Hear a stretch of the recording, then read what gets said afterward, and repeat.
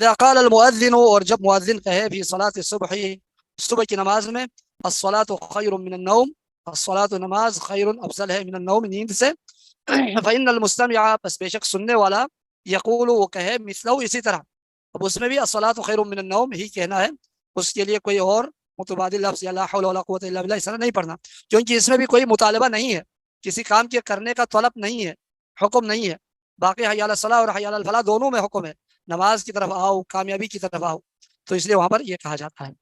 ولا یسن ذلک، اور یہ مسنون نہیں ہے، عند الاقامت، اقامت پڑھتے وقت، یعنی اقامت پڑھتے وقت الصلاۃ خیر من النوم یہ پڑھنا یہ سنت نہیں ہے، اقامت میں بغیر یعنی الصلاۃ خیر من النوم کے، اس کے بغیر جو ہے باقی کلمات دہرائے جائیں گے، اور قد قامت الصلاۃ اس کو 2 مرتبہ اس کو بھی پڑھا جائے گا۔ ثم یصلی علی النبی صلی اللہ علیہ وسلم، پھر وہ اللہ کے رسول علیہ الصلوۃ والسلام پر درود بھیجے، ثم یقول، پھر وہ کہے، درود کے بعد کہے، اللہم رب هذه الدعوة التامة، اللہم اے پروردگار، اے اللہ، رب هذه الدعوة التامة، اس مکمل دعوت کے رب، یا اس مکمل دعوت کے پروردگار، والصلاة القائمة، اور قائم رہنے والی نماز کے جو ہے پروردگار، آتی محمد، آتی عطا فرما محمد صلی اللہ علیہ وسلم کو، الوسیلۃ والفضیلہ، الوسیلہ کا معنی قرب ہے، محمد صلی اللہ علیہ وسلم کو وسیلہ عطا فرما یعنی قرب عطا فرما، والفضیلہ اور اس کو فضیلت عطا فرما، وبعث ہو اور اس کو اٹھا دے، مقام محمودہ، مقام محمود اس جگہ پر، محمودہ جو قابل تعریف جگہ ہے، الذی وعدتہ جس کے بارے میں تو نے وعدہ کیا ہے۔ الباب الثالث، تیسرا باب، اس میں کوئی سوال ہے اذان کے حوالے سے؟ اذان کے حوالے سے کوئی سوال ہو تو پوچھ سکتے ہیں، نہیں تو ہم آگے بڑھتے ہیں۔ استاد جی شروع سے سمجھ ہی نہیں آئی، ہمارے پاس آواز ہی نہیں آ رہی تھی۔ آج کے درس کا جی استاد جی، المسألۃ الخامسہ جہاں سے سٹارٹ ہو رہا ہے نا، ذالک تک ہمیں سمجھ نہیں آئی، ہمارے پاس آیا ہی نہیں وہ۔ اچھا اب کیا کریں، اس کو دوبارہ میں پڑھاؤں؟ ریکارڈنگ میں سن لیں گے استاد جی، ہم ریکارڈنگ میں شروع کا حصہ سن لیں گے۔ صحیح ہے، جزاک اللہ۔ ابھی آپ میں سے کوئی سوال پوچھ رہی تھی، صحیح ہے؟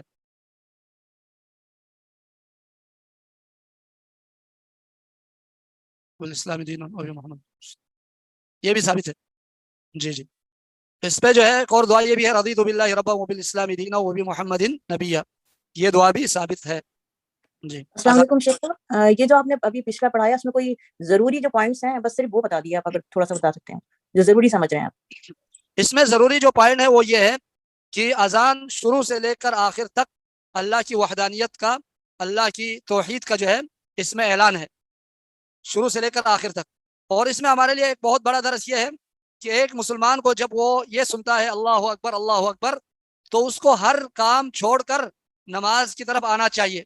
اب اللہ اکبر جب وہ سنتا ہے اللہ سب سے بڑا ہے، تو اللہ سب سے بڑا ہے تو اللہ کی عبادت بھی سب سے اہم ہے، لہٰذا باقی تمام کاموں کو چھوڑ کر اللہ کی عبادت کی طرف متوجہ ہونا چاہیے، یہ ایک اہم ترین اس میں درس ہے ہمارے لیے۔ جزاک اللہ خیر۔ وہی ہے۔ الباب الثالث، تیسرا باب، فی مواقیت الصلاۃ، نماز کے اوقات کے بارے میں، جی آپ میں سے کوئی پڑھے؟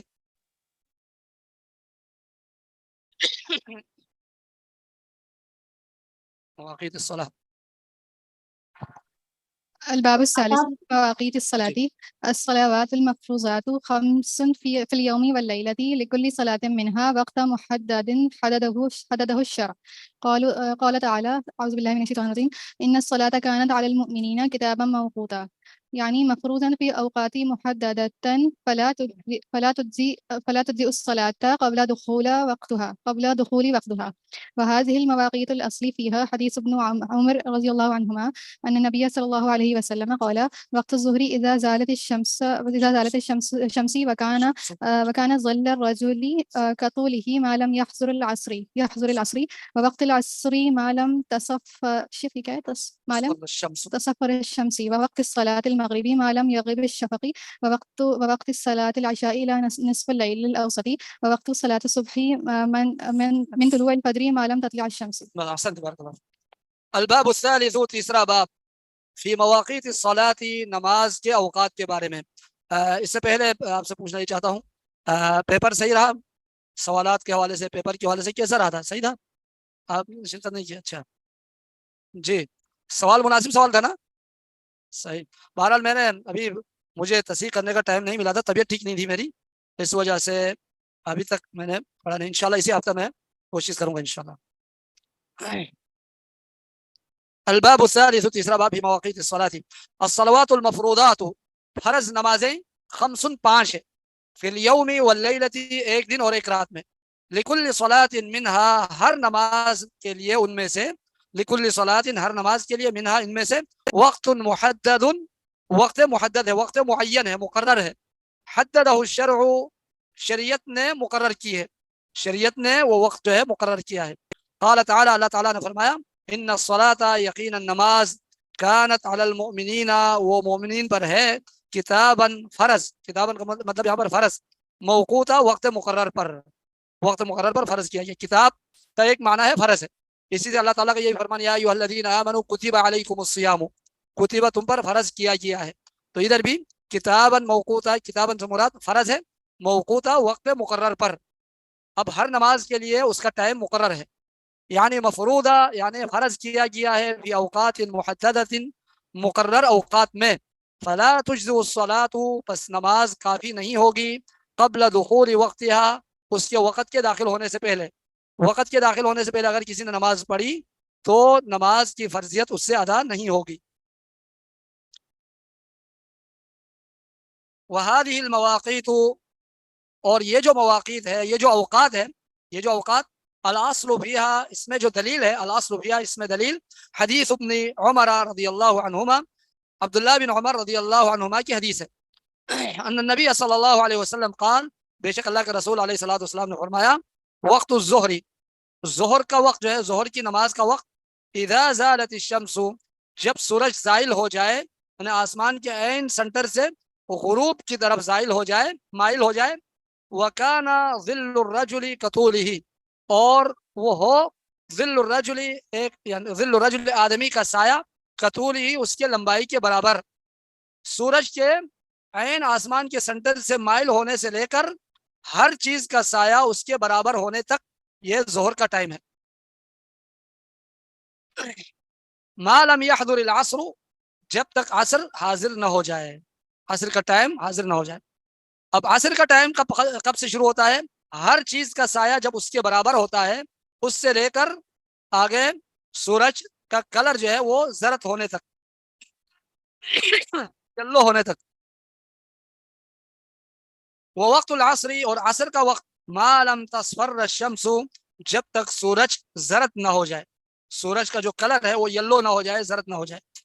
وہ وقت صلاۃ المغربی, اور مغرب کی نماز کا وقت, ما لم یغیب الشفق, جب تک وہ جو سرخی ہے آسمان میں وہ غائب نہ ہو جائے. شفق سے مراد شفق احمر کہا جاتا ہے, آسمان میں سرخی آ جاتی ہے سورج غروب ہونے کے بعد, اور وہ سرخی تقریباً 1 گھنٹہ کے لگ بھگ جو ہے, سورج غروب ہونے کے 1 گھنٹہ لگ بھگ وہ برقرار رہتی ہے, اس کے بعد وہ غائب ہو جاتی ہے. وہ وقت صلاۃ العشاء, اور عشاء کی نماز کا وقت, الى نصف اللیل الاوسط, آدھی رات کے جو ہے نصف سے تک. اوسط سے مراد یعنی جو ٹائم, یعنی برابر کا ٹائم ہو, مطلب رات کا جو معتدل جو رات ہے, درمیانہ جو رات ہے, اس کے آدھی رات تک کا جو ٹائم ہے وہ عشاء کی نماز کا ٹائم ہے. لیکن یہ افضل ٹائم یہ ہے, باقی یعنی فجر طلوع ہونے تک یہ جائز ٹائم ہے. اس کا جو افضل ٹائم ہے, وہ افضل ٹائم آسمان میں جو سرخی ہے وہ غائب ہونے سے لے کر آدھی رات تک کا ٹائم, یہ افضل ٹائم ہے.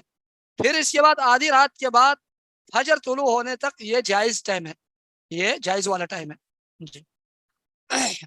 وہ وقت صلاۃ صبح, اور صبح کی نماز کا وقت, من طلوع الفجر, فجر کے طلوع ہونے سے لے کر, ما لم تطلع الشمس, جب تک سورج طلوع نہ ہو جائے, سورج طلوع نہ ہو جائے اس وقت تک فجر کا ٹائم باقی رہتا ہے.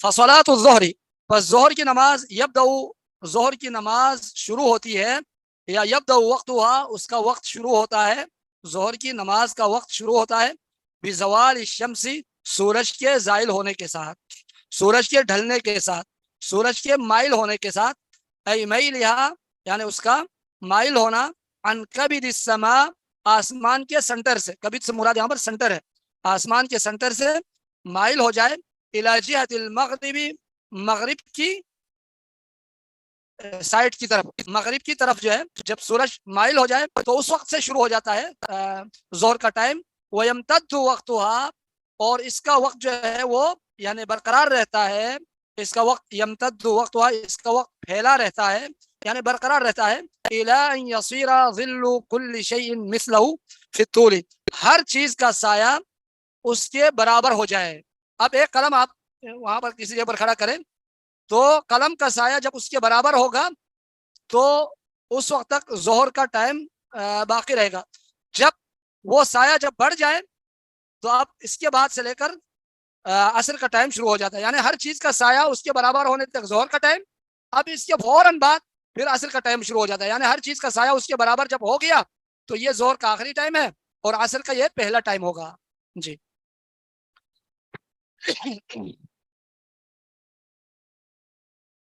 वयमतद्दु वक्तुहा, और उसका वक्त जो है फैला रहता है, इला यसीरा ज़िल्लु कुल्लि शैइन, ये कि हो जाए हर चीज का साया, मिसलहु उसके बराबर, फितूली लंबाई में, फितूली लंबाई में।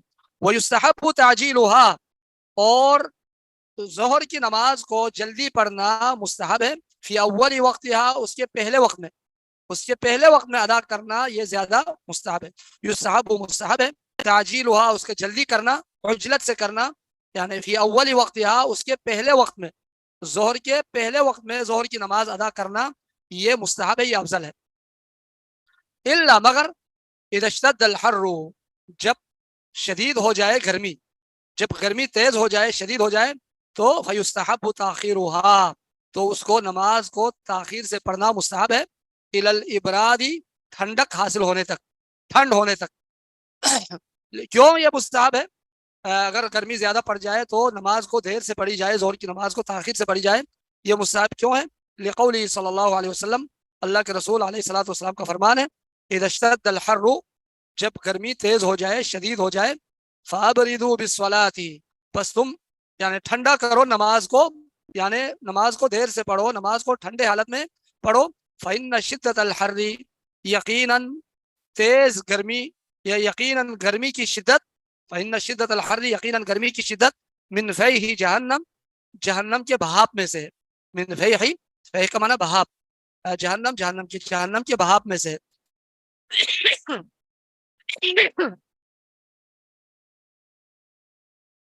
वो सलातुल असरी, और असर की नमाज यब्दा वक्तुहा, उसका वक्त शुरू होता है, मिन निहायती वक्त ज़ोहरी, जोहर के वक्त के आखिरी टाइम से लेकर शुरू होता है असर की नमाज का वक्त। ऐ मिन सरूरती ज़िल्लि कुल्लि शैइन, मिन सरूरती होने से, ज़िल्लि कुल्लि शैइन हर चीज का साया होने से, मिसलहु उसके बराबर, उस वक्त से असर की नमाज का वक्त शुरू होता है। वयंतही, और खत्म होता है ये वक्त, बिग़ुरूब शम्सी, सूरज के गुरूब होने से, सूरज जब गुरूब होता है तो असर का वक्त भी खत्म होता है। इंदा आखिर इस्फिरारी, सूरज के आखिरी जो येलो कलर होता है यानी पीला कलर का, उस वक्त तक असर का टाइम रहता है। फिर जब वो पीला कलर का होता है, जरद कलर का होता है आखिर में, तो उस वक्त से जो है असर का टाइम, जो अफजल टाइम है वो खत्म हो जाता है, अफजल टाइम। लेकिन जो जायज टाइम है वो सूरज के गुरूब होने तक बरकरार रहता है, जायज टाइम। लेकिन जो अफजल टाइम है वो हर चीज का साया उसके बराबर होने से लेकर सूरज का कलर जब जरद पड़ जाता है उस वक्त तक वो अफजल टाइम है। फिर इसके बाद जब कलर जरद पड़ जाता है, पीला हो जाता है, तो उसके बाद से लेकर सूरज गुरूब होने तक ये वक्त जो है ये मकरूह या जायज वक्त है। जी हाँ, मकरूह कहा जाता है। जी हाँ। उस्ताद साहब, मकरूह वक्त में नमाज जो है वो जायज तो है, लेकिन मतलब पढ़ना की इजाजत है? जी, पढ़ना ये जायज है। जब ये मकरूह कहा जाता है तो ये जो अहले आज़ार है, औज़र वाले जो लोग हैं, वह मर्द हो या औरत हो, उनके लिए ये टाइम, इस टाइम पे नमाज पढ़ना उनके लिए भी जायज है, उनके लिए जायज है। जी, तो ये अहले आज़ार के लिए, औज़र वालों के लिए। वयुसन्नु ताजीलुहा, और असर की नमाज को जल्दी पढ़ना ये मसनून है, ये सुन्नत है, फी अव्वल वक्त, उसके पहले वक्त में। असर की नमाज भी उसके पहले वक्त में अदा करना ये ज्यादा سنت طریقہ ہے, یہ زیادہ مسنون ہے, افضل ہے. وہی صلاۃ الوسطی, اور یہ درمیانی نماز ہے. نماز عصر جو ہے راجح قول کے مطابق یہ صلاۃ وسطی ہے. التی نص اللہ علیہ, جس کے بارے میں اللہ تعالیٰ نے یعنی نص کے ساتھ دلیل کے ساتھ ذکر کیا ہے اسی عبارت کے ساتھ, فی قوله تعالی, اللہ تعالیٰ کے فرمان میں, حافظوا علی الصلوات, نمازوں کی حفاظت کرو, والصلاۃ الوسطی, خصوصاً درمیانی نماز کی, یعنی اس سے مراد عصر کی نماز کی حفاظت کرو.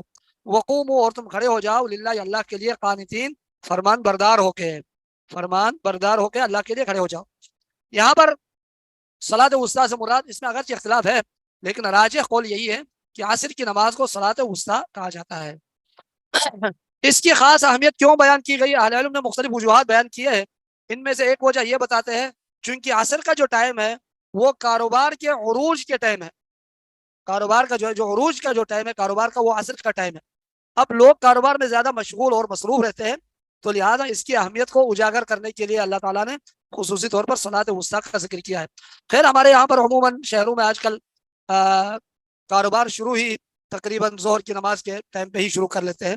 نہیں تو جو اصل ٹائم ہے ایک مسلمان تاجر کا جو ٹائم ہے وہ صبح فجر کے بعد سے اس کا ٹائم شروع ہو جاتا ہے, اور عصر کا جو ٹائم ہوتا ہے وہ کاروبار کے شباب کا ٹائم ہوتا ہے, انتہائی شباب کا, یعنی انتہائی مصروف ترین ٹائم عصر کا ٹائم ہے.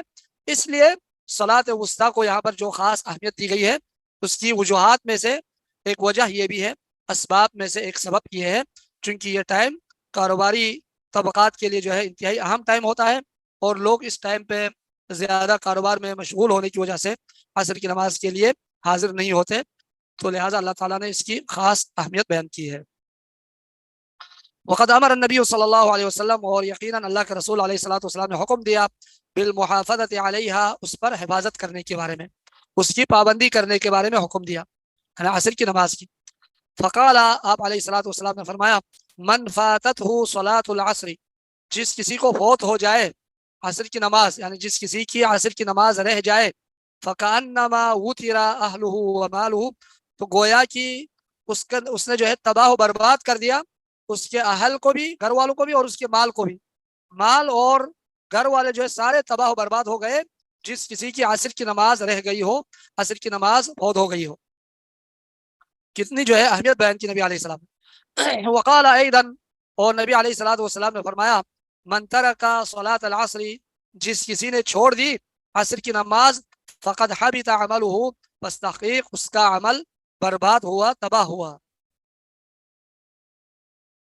ووقت صلاۃ المغرب, اور مغرب کی نماز کا وقت, من غروب الشمس, سورج کے غروب ہونے سے لے کر, الی مغیب الشفق الاحمر, شفق احمر یعنی جو سرخی ہے, سرخی غائب ہونے تک. مغرب کے بعد جو ایک سرخی یعنی فضا میں آ جاتی ہے, وہ سرخی غائب ہونے تک مغرب کا ٹائم رہتا ہے. لقوله صلی اللہ علیہ وسلم, اللہ کے رسول علیہ الصلوۃ والسلام کا فرمان, وقت صلاۃ المغرب, مغرب کی نماز کا وقت, ما لم یغیب الشفق, جب تک وہ سرخی غائب نہ ہو جائے, اس وقت تک مغرب کا وقت برقرار رہتا ہے, باقی رہتا ہے. وَيُسَنُّ تَعْجِيلُهَا, اور مغرب کی نماز بھی جلدی پڑھنا, جلدی ادا کرنا یہ مسنون ہے. فی اول وقتها, اس کے پہلے وقت میں, پہلے وقت میں مغرب کی نماز ادا کرنا یہ زیادہ افضل ہے. اب اس میں اذان کے فوراً بعد بہت ساری جگہوں پر لوگ مغرب کی نماز پڑھتے ہیں, اس سے بہتر یعنی اس سے بھی زیادہ افضل یہ ہے کہ اذان کے بعد 2 رکعت نماز پڑھی جائے, اس کے بعد مغرب کی نماز ادا کی جائے تو زیادہ افضل ہے. نبی علیہ الصلوۃ والسلام نے فرمایا, صلوا قبل المغرب رکعتین, صلوا قبل المغرب رکعتین, صلوا قبل المغرب رکعتین, لمن شاء, آخر میں فرمایا لمن شاء. اگر آخر میں لمن شاء نہ فرماتے تو مغرب سے پہلے 2 رکعت جو ہے وہ فرض ہو جاتا, واجب ہو جاتا. لیکن نبی علیہ السلام نے فرمایا لمن شاء, جس کسی کو نماز پڑھنے کی چاہت ہو, جو کوئی نماز پڑھنا چاہے. تو لہٰذا مغرب کی اذان کے بعد 2 رکعت نماز پڑھنا یہ سنت ہے, یہ سنت ہے. اس کے بعد مغرب کی نماز ادا کی جائے. لقوله صلی اللہ علیہ وسلم, اللہ کے رسول علیہ الصلوۃ والسلام کا فرمان, لا تزال امتی بخیر, میری امت جو ہے وہ ہمیشہ خیر پر رہے گی, ما لم یؤخر المغرب, جب تک وہ مغرب کی نماز کو تاخیر نہ کرے, مغرب کی نماز کو دیر سے نہ پڑھے. حتی تشتبک النجوم, یہاں تک کہ ستارے جو ہیں وہ निकल आ जाए, यहाँ तक कि सितारे निकल आ जाए, यानी देर से पढ़े तो फिर उसमें खैर नहीं है मगरिब की नमाज को। मगरिब की नमाज को जितना हो सके जल्दी अदा की जाए। लेकिन मैंने ये भी बता दिया आप लोगों को कि मगरिब की फर्ज नमाज से पहले 2 रकात सुन्नत पढ़ना ये भी अफजल है, ये बेहतर है। इसके बाद मगरिब की नमाज पढ़ी जाए। अब इसके बाद इंतजार न करें, बल्कि इसके फौरन बाद मगरिब की नमाज पढ़ी जाए, ये ज्यादा अफजल है, बेहतर है। सर ये वाली बात समझ में आई। मुज़दलिफा, हाँ, सिवाय मुज़दलिफा की रात के, सर मुज़दलिफा ये की बात रात समझ, लिलमुहरिम। जी, सर ये जो ला तज़ालु उम्मती बिखैरिन मा लम तुअख्खिरुल मगरिबी हत्ता तस्तबिकुल नुजूम, ये वाली बात ना वाज़ेह नहीं हो सकी मुझे। यानी इस हदीस में नबी अलैहिस्सलाम ये फरमा रहे हैं कि मेरी उम्मत खैर पर रहेगी हमेशा जब तक वो मगरिब की नमाज देर से अदा न करे, ताखीर न करे। अब ताखीर क्या है? हत्ता तश्तबिक नुजूम, यहाँ तक कि सितारे जो है वो तुलू हो जाए, जाहिर हो जाए, उस वक्त तक वो देर न करे, बल्कि उससे पहले पहले वो मगरिब की नमाज अदा करे, ये माना है। अच्छा, उससे पहले पहले कर, ठीक है। जी, उससे पहले पहले अदा करे मगरिब की। इल्ला लैलतल मुज़दलिफा, सिवाय मुज़दलिफा की रात के, लिलमुहरिम बिल हज, हज के जो मुहरिम है, हज करने वाले जो लोग हैं, एहराम की हालत में हो, तो उन्होंने मगरिब की नमाज देर से ही अदा करनी है, क्योंकि जब अरफे में मगरिब का टाइम होगा, सूरज गुरूब होगा, तो हाजी हजरात अरफे में मगरिब की नमाज पढ़े बगैर मुज़दलिफा की तरफ कूच करना है। मुज़दलिफा पहुंचकर सबसे पहले जो वहाँ पर काम करना है हाजी हजरात ने, वो मुज़दलिफा में मगरिब की नमाज पढ़नी है, फिर इसके बाद इशा की नमाज पढ़नी है। अरफा से मुज़दलिफा तकरीबन 1.25 घंटा और 1.25 घंटा 1.5 घंटे का रास्ता होता है तकरीबन पैदल चल के। अब वहाँ पर मगरिब की नमाज अरफे में दाखिल होता है, लेकिन उस वक्त यानी मगरिब की नमाज उधर अदा नहीं करनी, बल्कि मुज़दलिफा जाकर वहीं पे पहले मगरिब की नमाज पढ़नी, फिर इशा की नमाज अदा करनी है। मेरे ख्याल में टाइम 5 मिनट ऊपर हो चुका है, दूसरी क्लास में भी मेरी क्लास है, तो इसी पर इत्तिबा कर लेते हैं। वबिल्लाहि तौफीक व सल्लल्लाहु अलैहि वसल्लम अला नबीना मुहम्मद व अला आलिहि वसहबिहि अजमईन। फयुसन्नु ताखिरुहा, उसको ताखीर करना मसनून है मगरिब की नमाज को, हत्ता तुसल्ला मअल इशा, यहाँ तक कि नमाज पढ़ी जाए इशा के साथ जमा ताखीर करते हुए। वबिल्लाहि तौफीक। अस्सलाम वालेकुम रहमतुल्लाहि व बरकातहू। जी जनाब, जी ऑनलाइन वालों से रिक्वेस्ट करनी है। बस बहुत कम कवर हुआ था किसमें? फिक्र के के अंदर सिलेबस बहुत कम कवर होता है, सवालात बहुत ज्यादा आते हैं, बहस बहुत ज्यादा होती है, रिपीटेड सवालात बहुत होते हैं, तो वैसे सही। चीजें हम बहुत दफा पढ़ चुके हैं पहले। ठीक है, कि अगर सवालात कम होना तो हमारे सिलेबस से ठीक ज्यादा कवर होगा, ठीक है, और रिकॉर्डिंग्स भी होती हैं अवेलेबल, तो इंशाल्लाह। शेख निजाम की पीरियड में भी एक ही सवाल उन्होंने 3 दफा किया और शेख ने 3 दफा उसको सुभान मतलब इलेबोरेट करके एक्सप्लेन किया, बहुत ज्यादा इलेबोरेट करवाया था वो सवाल, और वो 3 दफा आया। और शेख उबैद की पीरियड में भी 2 दफा एक ही सवाल आया, अगली हदीस में चले गए और पिछली हदीस का सवाल आया। तो इस तरह से हो रहे हैं, तो फिर इस तरह से फिर हम कवर नहीं कर पाएंगे। ये ऑनलाइन और ऑन कैंपस वाले जो है ना, वो सास बहू वाले मामला हो रहे हैं, उनकी तरफ से यहाँ की शिकायत आती है, और यहाँ नहीं। ये फ़िक़्ह में तो मेरी भी शिकायत है, मैं शेख से बात करूंगा इंशाल्लाह कि फ़िक़्ह में वाकई में आप लोगों ने कुछ ज़्यादा ही कम किया था, जो आपका सिलेबस है उसके एतबार से। शेख निज़ाम और शेख उबैद वाला मामला भी देख लेंगे इंशाल्लाह। वैसे ये वाक़तन ये ऑनेस्टली एक रिक्वेस्ट बनती है तमाम स्टूडेंट से, चाहे वो कहीं के भी हो, ऑनलाइन हो या ऑन कैंपस हो। मैंने आपसे पहले भी एक बार जिक्र किया था कि देखिए शरीयत का इल्म बहुत ज़्यादा है, ठीक है, कभी भी वो मुकम्मल नहीं हो सकता एक इंसान के लिए। किसी ने भी ये दावा आज तक नहीं किया कि मेरे पास तमाम इल्म आ गया।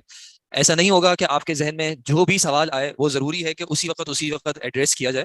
कुछ कंटेंट आपको क्लास के बाहर भी कवर करना होता है। अब वो आप चाहें उस्ताद से बाहर सवाल करके पूछें या उसका कोई और मुताला करके पूछें, तो कुछ चीज़ें आपको रोकनी चाहिए जिनका डायरेक्टली जो कंटेंट अभी पढ़ा गया है उससे ताल्लुक ना हो। अगर मैंने आपको इसकी पहले भी एग्जांपल बताई थी शायद,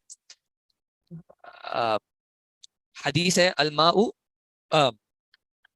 हुवल हिल्लु हुवा तहूरु माउहु वल हिल्लु मैततहु। ये हदीस कहाँ पे? हुवा तहूरु माउहु वल हिल्लु मैततहु। जी, ये किस बाब में पढ़ी है आपने? किताब तहारा में पढ़ी है। वो तहूरु माउहु वल हिल्लु मैततहु, इसका मतलब क्या था? अब अगर क्लास चल रही है किताब तहारा की और ये हदीस जिक्र होती है और सवाल ये आता है कि क्रैब खाना जायज़ है या नहीं जायज़ है, तो सवाल बिल्कुल सही है लेकिन ये मौका बिल्कुल गलत है, ठीक है। जब किताब तहारा चल रही है तो फिर इस हदीस में हुवा तहूरु माउहु पे ही रहेंगे। जब अतइमा की बात आएगी तो फिर अल हिल्लु मैततहु पे बहस कीजिएगा, लेकिन उस जगह पे ये सवाल सही नहीं बनता। आपके घर में शायद क्रैब अवेलेबल हो भी, तब भी आप ये सवाल उस वक्त उस्ताद से ना करें, क्लास में कॉन्टेक्स्ट ये नहीं चल रहा, ठीक है। हिकमत क्या होती है? एक होता है जुल्म। जुल्म क्या होता है? موضع الشیء فی غیر محلہ، اور حکمت اس کی اپوزٹ ہوتی ہے کہ موضع الشیء فی محلہ. تو یہ حکمت کا تقاضا نہیں ہے کہ آپ کا ٹاپک کچھ اور چل رہا ہے، چاہے وہ سوال بالکل صحیح بھی ہو لیکن اس وقت اس کو نہ پوچھا جائے. ہم ایک اذان کا ویٹ کر لیتے ہیں انشاءاللہ. ٹھیک ہے، تو میں نے آپ کو کہا کہ جو ٹاپک چل رہا ہو کوشش کیا کریں کہ اپنی بات کو اسی ٹاپک سے ریلیونٹ رکھا کریں. ہر چیز میں واقعتاً اتنی تفاصیل ہوتی ہیں کہ آپ سرچ کریں گے تو ہر ٹاپک پہ ایک ایک کتاب آپ کو مل جائے گی کم از کم. اب یہ فیئر نہیں ہے کہ وہ سارے سوالات جو ہیں جس پہ علماء نے کتابیں لکھی ہیں کہ وہ سارے مسائل آپ چاہیں گے ایک ہی کلاس میں سارے حل ہو جائیں. جو کنٹینٹ ہے، جو سلیبس ہے، کوشش کریں کہ اپنے سوال ڈائریکٹ اس کے فہم سے ریلیونٹ رکھیں. اس کے علاوہ آپ کے اساتذہ میں سے کافیوں نے آپ کو الاؤ کیا ہوا ہے کہ آپ ان سے ویسے بھی الگ سے سوال کریں، آپ پوچھ سکتے ہیں. کبھی کوئی ایکسٹرا کلاس ہو جاتی ہے اس میں آپ پوچھ سکتے ہیں، سلیبس کور کر لیں، اس کے بعد پیریڈز ہوں گے آپ پھر کور کر لیں. آپ ویسے اپنا سوال بھجوا دیں، آپ کو انشاءاللہ جواب مل جائے گا. اور اب آپ لوگ ماشاءاللہ تیسرے سال میں آ گئے ہیں، تو تیسرے سال میں کچھ نہ کچھ تو آپ کے اندر انشاءاللہ یہ استطاعت پیدا ہو گئی ہے کہ آپ کچھ چیزیں کتابوں میں، حتیٰ کہ آن لائن بھی جو ریلائبل ریسورسز ہیں وہاں پہ بھی آپ سرچ کر کے کچھ چیزیں آپ اخذ کر سکتے ہیں انشاءاللہ. تو پھر تھوڑا سا اس اپروچ کو بھی جو ہے وہ اپلائی کریں. آسان لگتا ہے، بالکل آسان لگتا ہے کہ آپ ایک استاد کو بولیں ایک آیت بھیج دیں کہ یہ اس کا اعراب سمجھ میں نہیں آ رہا، اور استاد آپ کو جواب دے دیں. یہ آسان لگتا ہے اور آسان ہوتا بھی ہے. لیکن اگر ایک استاد کی ایک کلاس میں 10 اسٹوڈنٹس ہیں اور وہ 5 کلاسیں پڑھا رہے ہیں تو وہ 50 اسٹوڈنٹس کے میسیجز اگر یہی والے آتے رہیں گے. اس کا آسان حل ہے، آپ اعراب القرآن کھولیں، اعراب القرآن میں آپ اس آیت میں جائیں اور الحمدللہ آپ اتنا آپ سمجھتے ہیں کہ وہ اعراب جو مینشنڈ ہوگا وہ آپ کو آ جائے گا. کوئی ایسی چیز آ جاتی ہے جو آپ نے نہیں پڑھی ہوئی مثال کے طور پہ آپ اعراب کے حوالے سے، تو پھر آپ استاد سے سوال کریں کہ یہ بات مجھے سمجھ میں نہیں آئی. لیکن جو بنیادی چیزیں آپ اب کر سکتے ہیں تو اس کے لیے اساتذہ کو آپ بار بار وہ مطلب ان سے اگر اس طرح کے سوال نہ کریں تو انشاءاللہ آپ کی بھی لرننگ زیادہ ہوگی اور دوسروں کو بھی پریشانی انشاءاللہ کم ہوگی. ٹھیک ہے، امید ہے کہ یہ بات واضح ہوگی. اور آپ کی کلاس میں پچھلے سیمسٹر میں لاسٹ ٹورڈز دا اینڈ یہ آن لائن کا آپس میں آن لائن کے حوالے سے کنسرن آیا تھا، اور وہ کنسرن بالکل ویلڈ ہے. یہ جو چیٹ باکس ہے آپ کا، یہ آپ لوگوں کے ایک دوسرے کے حوالے سے کامنٹس کرنے کے لیے نہیں ہے. تو برائے مہربانی ایک دوسرے کے جوابوں پہ یا ایک دوسرے کے سوالوں پہ کامنٹس کرنے سے گریز کریں. استاد کے لیے چھوڑ دیں کہ استاد جس کویشچن کو سمجھے گا کہ یہ انپورٹنٹ ہے انشاءاللہ اس کو جواب دے دیں گے. اگر کوئی بات ان کو غلط لگے گی تو وہ آئیڈینٹیفائی کر دیں گے، مینشن کر دیں گے. یہ ایک اس کو کیا کہیں، بس یہ ایک ہماری ایک عادت بن گئی ہے کہ پوچھنے والا اکثر جس سے پوچھا جا رہا ہے اس کو بتا رہا ہوتا ہے کہ آپ اس سوال کا نا اس طریقے سے جواب دیں، یا آپ اس سوال کا جواب دیں. جو آپ کے پاس سوالات آئے ہیں اس سوال کا آپ جواب دیں اور اس سوالوں کا جواب آپ نہ دیں، یا آپ اس مسئلے کو اس طرح ہینڈل کریں.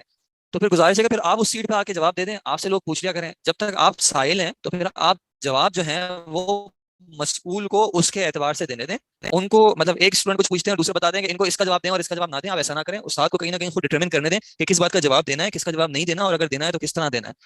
ٹھیک ہے، امید ہے کہ انشاءاللہ بات واضح ہوگی. اگر کسی کو کوئی بات بری لگی تو بہت معذرت. جی، ہمارا ٹاپک ہے انشاءاللہ قدر کا. قدر کے حوالے سے جی سوری آپ جی page number I don't know which page, آپ کون سی فائل پہ ہیں اس سے ڈٹرمن کرے گا کہ کون سا پیج نمبر ہے. جس میں صرف متن ہے وہ والی یا جس میں شرح ہے وہ والی؟ نہیں، وہ متن والی کتاب کو آپ ڈسکارڈ کر دیں. اب آپ وہ والی کتاب لیں جس میں شیخ صالح الفوزان کی شرح بھی ساتھ موجود ہے. ویسے اگر آپ کے پاس وہ ہے تو پیج نمبر تو مجھے نہیں پتا، but it's after the topic of احوال القیامہ. اس کے بعد جو ہے قدر کا ٹاپک ہے. ملا؟ اچھا خیر، ابھی ہم کتاب پہ تو نہیں ہے. ویسے قدر کے حوالے سے کچھ بنیادی چیزیں ہیں.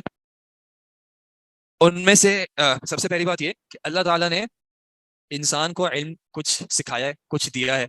الرحمن علم القرآن، کہ اللہ نے انسان کو کچھ علم دیا ہے. علم کے اعتبار سے علماء نے علم کی 2 تقسیم کی ہیں کہ علم جو ہے وہ 2 طرح کا ہوتا ہے. ایک علم ہوتا ہے جو کہ فی الخلقی موجود، جو کہ مخلوق کے اندر کیا ہے، موجود ہے، یعنی اللہ تعالیٰ نے مخلوق کو وہ علم عطا کیا ہے. ایسے علم کا انکار کرنا جو ہے وہ کفر ہے. خاص کر اگر ہم شریعت کے علم کی بات کریں تو شریعت کے اعتبار سے اللہ تعالیٰ نے جو علم ہمیں دے دیا ہے اس کا انکار کرنا کفر ہے. اور دوسرا کچھ علم ایسا ہے جو کہ فی الخلقی مفقود، مفقود کا مطلب کیا ہوتا ہے؟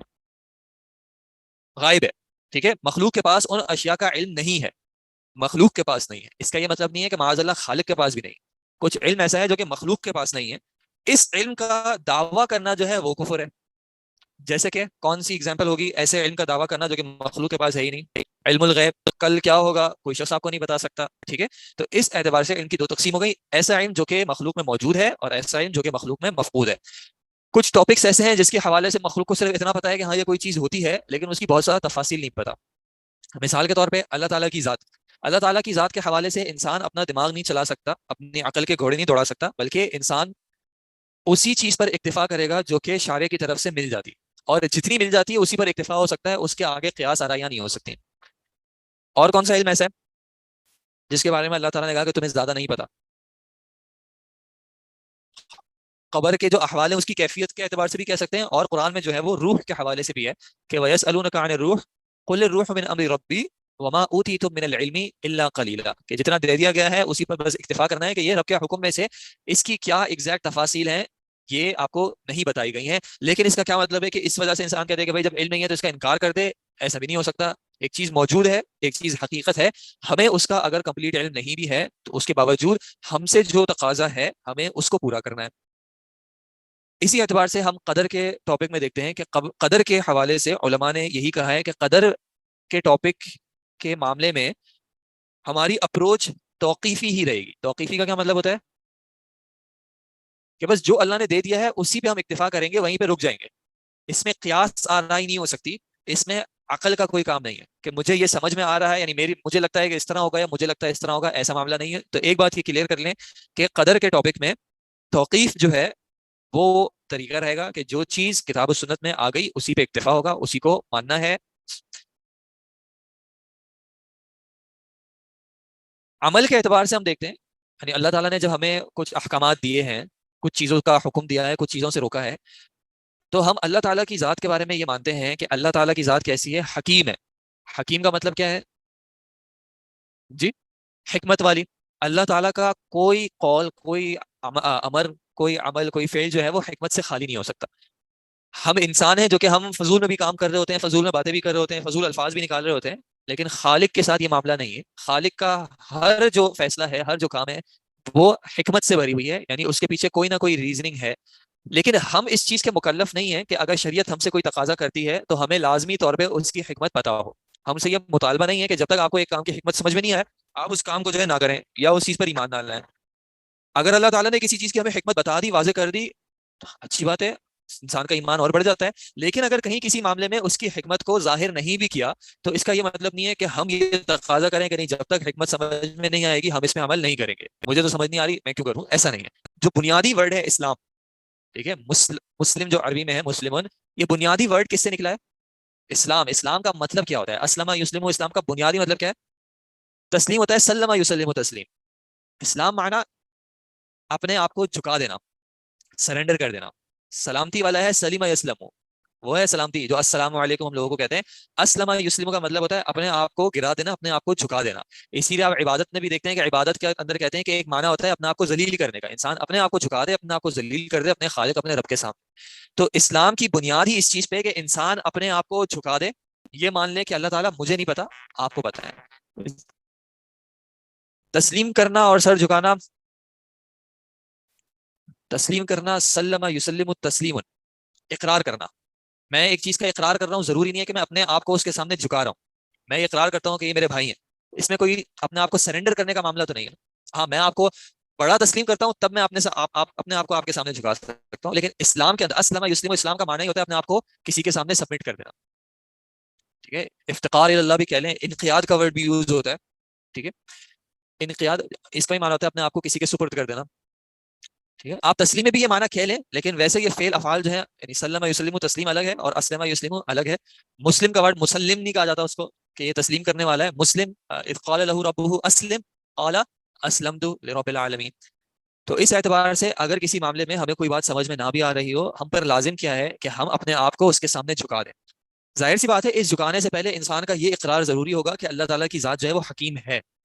جب انسان اس کنکلوژن تک پہنچتا ہے کہ ہاں میرا رب ہے، وہ سب کچھ جانتا ہے، وہ حکیم ہے، وہ علیم ہے، وہ خبیر ہے، تب انسان یہ کر سکتا ہے کہ ٹھیک ہے اگر مجھے کوئی بات نہیں بھی سمجھ میں آئی لیکن میں اپنے رب پہ بھروسہ کرتا ہوں.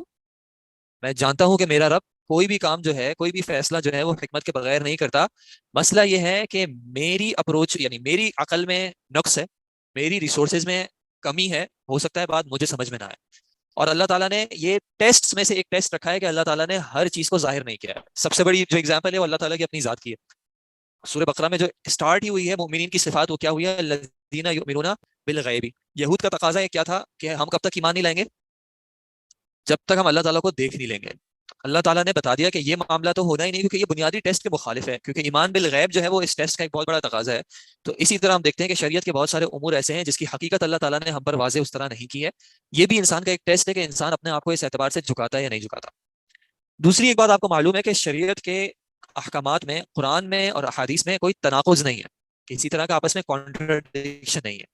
یہ کانٹرڈکشن ہمیں ظاہری طور پہ لگ سکتی ہے، اور آپ نے اصول حدیث میں بھی پڑھا ہے کہ اگر کہیں ظاہری طور پہ تعارض لگ رہا ہو تو سب سے پہلے کیا کیا جاتا ہے؟ سب سے پہلے تطبیق کی جاتی ہے. ٹھیک ہے. سب سے پہلے تطبیق کی جاتی ہے کہ کوئی ایسا طریقہ ہو جائے کہ جس کے ذریعے جو تمام ادلہ ہیں وہ باقی رہیں اور سب پہ ہمارا عمل بھی ہو جائے اور سب اپنی جگہ برقرار بھی رہیں. دوسرا پھر طریقہ کیا ہوتا ہے؟ دوسرا طریقہ کیا ہوتا ہے؟ ناسخ منسوخ. اگر تاریخ کا یا نص سے وضاحت آ جائے کہ یہاں پہ معاملہ نسخ کا ہے تو نسخ پہ عمل کیا جاتا ہے. لیکن نسخ کے معاملے میں یہ بات انشاءاللہ معلوم ہوگی کہ نسخ صرف اور صرف احکامات میں ہوتا ہے، اعتقادات اور اخبار میں نسخ نہیں ہوتا. کہیں ایسا نہیں ہو سکتا کہ اللہ تعالیٰ نے کہا کہ موسیٰ علیہ السلام اپنی قوم کے پاس اتنے عرصے کے لیے گئے تھے یا اس قوم کے پاس گئے تھے پھر آیت حدیث نسخ کر دے کہ نہیں اس قوم کے پاس نہیں گئے تھے اس قوم کو، ایسا نہیں ہوتا. ٹھیک ہے.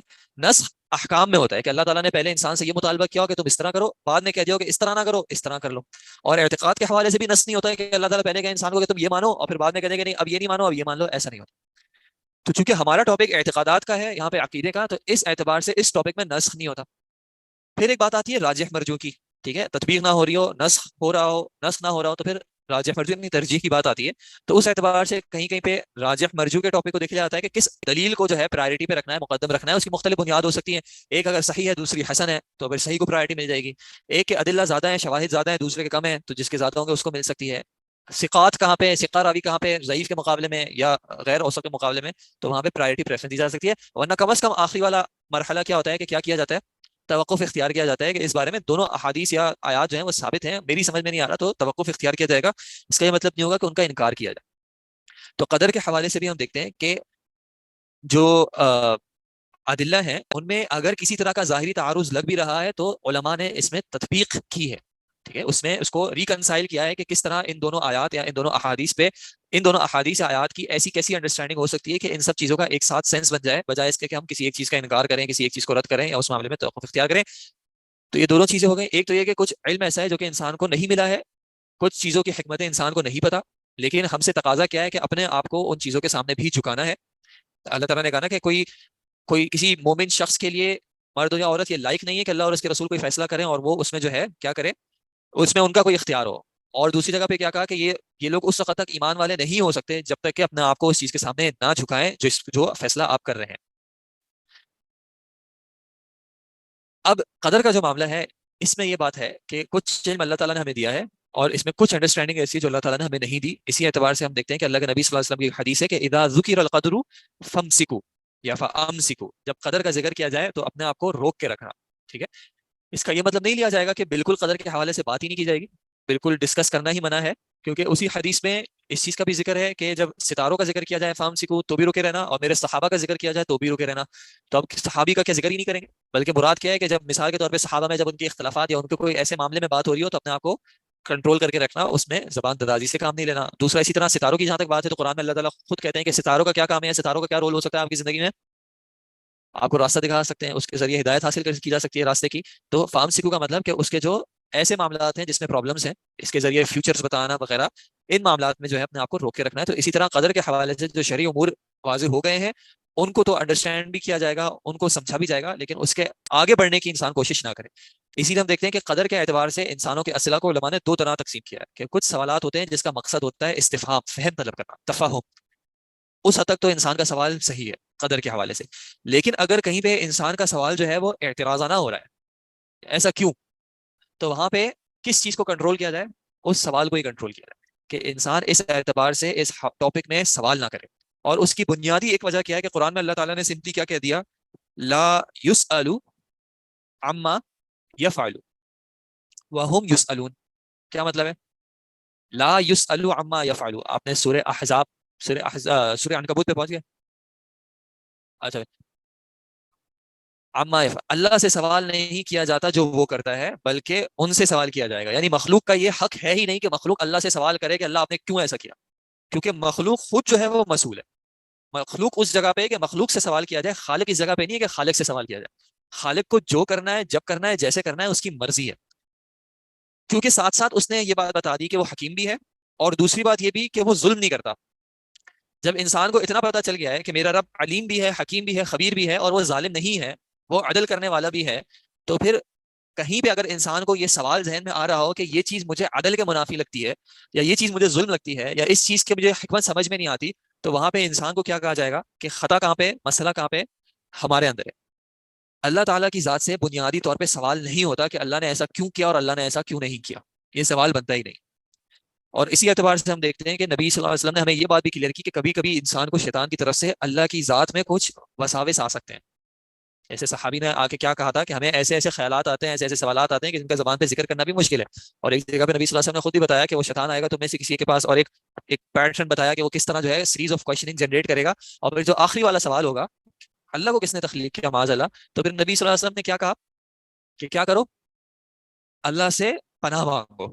یہ نہیں کہا کہ اس معاملے میں غور و فکر کرو، تفکر کرو اور اس کی کوئی لاجیکل ریزننگ جنریٹ کرو کہ اس طرح اور اس طرح اس طرح، بلکہ کیا کہا یہاں پہ آ کے اللہ سے پناہ مانگ لو، اس معاملے میں زیادہ غور و فکر نہ کرو. اسی لیے آپ نے یہ بھی دیکھا ہوگا کہ علماء کچھ مسائل ایسے ہوتے ہیں خاص کر جن کا تعلق شبہات سے ہوتا ہے، شکوک سے ہوتا ہے، کہ وہ پبلکلی ان کو ڈسکس نہیں کرتے. ابھی ہماری بھی ان سے ملاقات ہوئی تھی، انہوں نے کہا تھا کہ ہم احادیث کے حوالے سے ہم ایک ایسی سیریز ریکارڈ کر رہے ہیں جن میں ہم نے انہی احادیث کو لیا، انتخاب کیا، انہی احادیث کا انتخاب کیا ہے جس کے حوالے سے لوگوں نے، اور خاص کر جو ایتھیسٹ ٹائپ کے لوگ ہیں یا جو مرتدین ٹائپ کے لوگ ہیں، انہوں نے جن احادیث پر اعتراضات اٹھائے نا کہ حدیث میں تو دیکھیں اس طرح کا اس طرح کا، تو انہوں نے کہا ہم اس کی سیریز کمپائل کر رہے ہیں کہ جس میں ہم ان کا جواب دے رہے ہیں، لیکن ہم اس سیریز کو پبلک نہیں کریں گے. بہت اچھی سوچ ہے. وجہ کیا ہے کہ جس کے ذہن میں یہ اشکال ہے ہی نہیں، جس کے ذہن میں یہ پریشانی آئی نہیں ہے، خام خام اس کے ذہن میں کیوں جنریٹ کریں. ہو سکتا ہے میری ریزننگ اتنی انف نہ لگے اس شخص کو کہ وہ سیٹسفائی ہو سکے. اب اس کے ذہن میں یہ پرابلم تھا ہی نہیں، پہلے میں پرابلم جنریٹ کروں اور پھر خدا نہ خواستہ اگر کہیں میری جو ایکسپلینیشن ہے وہ اس کے لیے کافی نہ ہوئی تو اس کے ذہن میں وہ اشکال رہ جائے گا. تو اس اعتبار سے ہم دیکھتے ہیں کہ قدر کا یہ معاملہ ایسا ہے کہ اگر انسان کو کہیں پہ کوئی ایسا اشکال آ رہا ہو، کوئی وسوسہ جنریٹ ہو رہا ہو، اور خاص کر اگر اس کو بار بار محسوس ہو رہا ہو، تو وہ ہمیشہ ضروری نہیں، اپنی عادت بنانی پڑے گی کہ ہمیشہ ضروری نہیں ہے کہ میری ہر معاملے میں انٹلیکچوئل کیوریوسٹی ہر وقت سیٹسفائی ہو، بلکہ کچھ معاملات ایسے ہوں گے جو مجھے چھوڑ دینے ہوں گے کہ مجھے نہیں سمجھ میں آ رہا، اللہ بہتر جانتے ہیں، میرا ایمان اس چیز پر ہے جو کہ مجھے میرے رسول صلی اللہ علیہ وسلم نے بتا دیا ہے. اور پھر اسی ایمان کو صحابہ نے کنٹینیو کیا ہے اور پھر اس کے بعد ائمہ اور سلف نے کنٹینیو کیا ہے. کیونکہ ایک سمپل سی بات ہے، یہی قرآن اور یہی احادیث یعنی یہی ادلہ صحابہ کے سامنے بھی آئے تھے. اس طرح کے سوالات جو اگر ہمارے ذہن میں آ رہے ہیں تو ان کے ذہن بھی، یعنی ان کے ذہن ظاہر سی بات ہے ان معاملات میں ہم سے بہت زیادہ تیز چلنے والے تھے. اگر مجھے کسی معاملے میں کوئی شک آتا ہے، اور آپ یقین کریں ایسا ہوتا ہے کہ انسان کو کسی بھی طرح کا ایسا لگے کہ یار یہ سوال ہے، آپ اس کو سرچ کریں، آپ کو پتہ چلے گا کہ کتنے لوگوں نے پہلے یہ سوال آلریڈی کیا ہوا ہے اور اس کے علماء نے جوابات بھی دیے ہیں. تو ایسا ہے نہیں کہ صحابہ کے ذہن میں یا صحابہ کے سامنے سے یہ مسئلہ گزرا اور کوئی ایشو، یعنی جو ایشو آج جنریٹ ہو سکتا ہے وہ اس وقت بھی جنریٹ ہو سکتا تھا، لیکن انہوں نے ان چیزوں پہ پھر توقف کر لیا کہ یہ اللہ تعالیٰ نے کہا ہم اس کو مانتے ہیں. ٹھیک ہے، تو یہ قدر کے ٹاپک میں ہم اس چیز کا خیال کریں.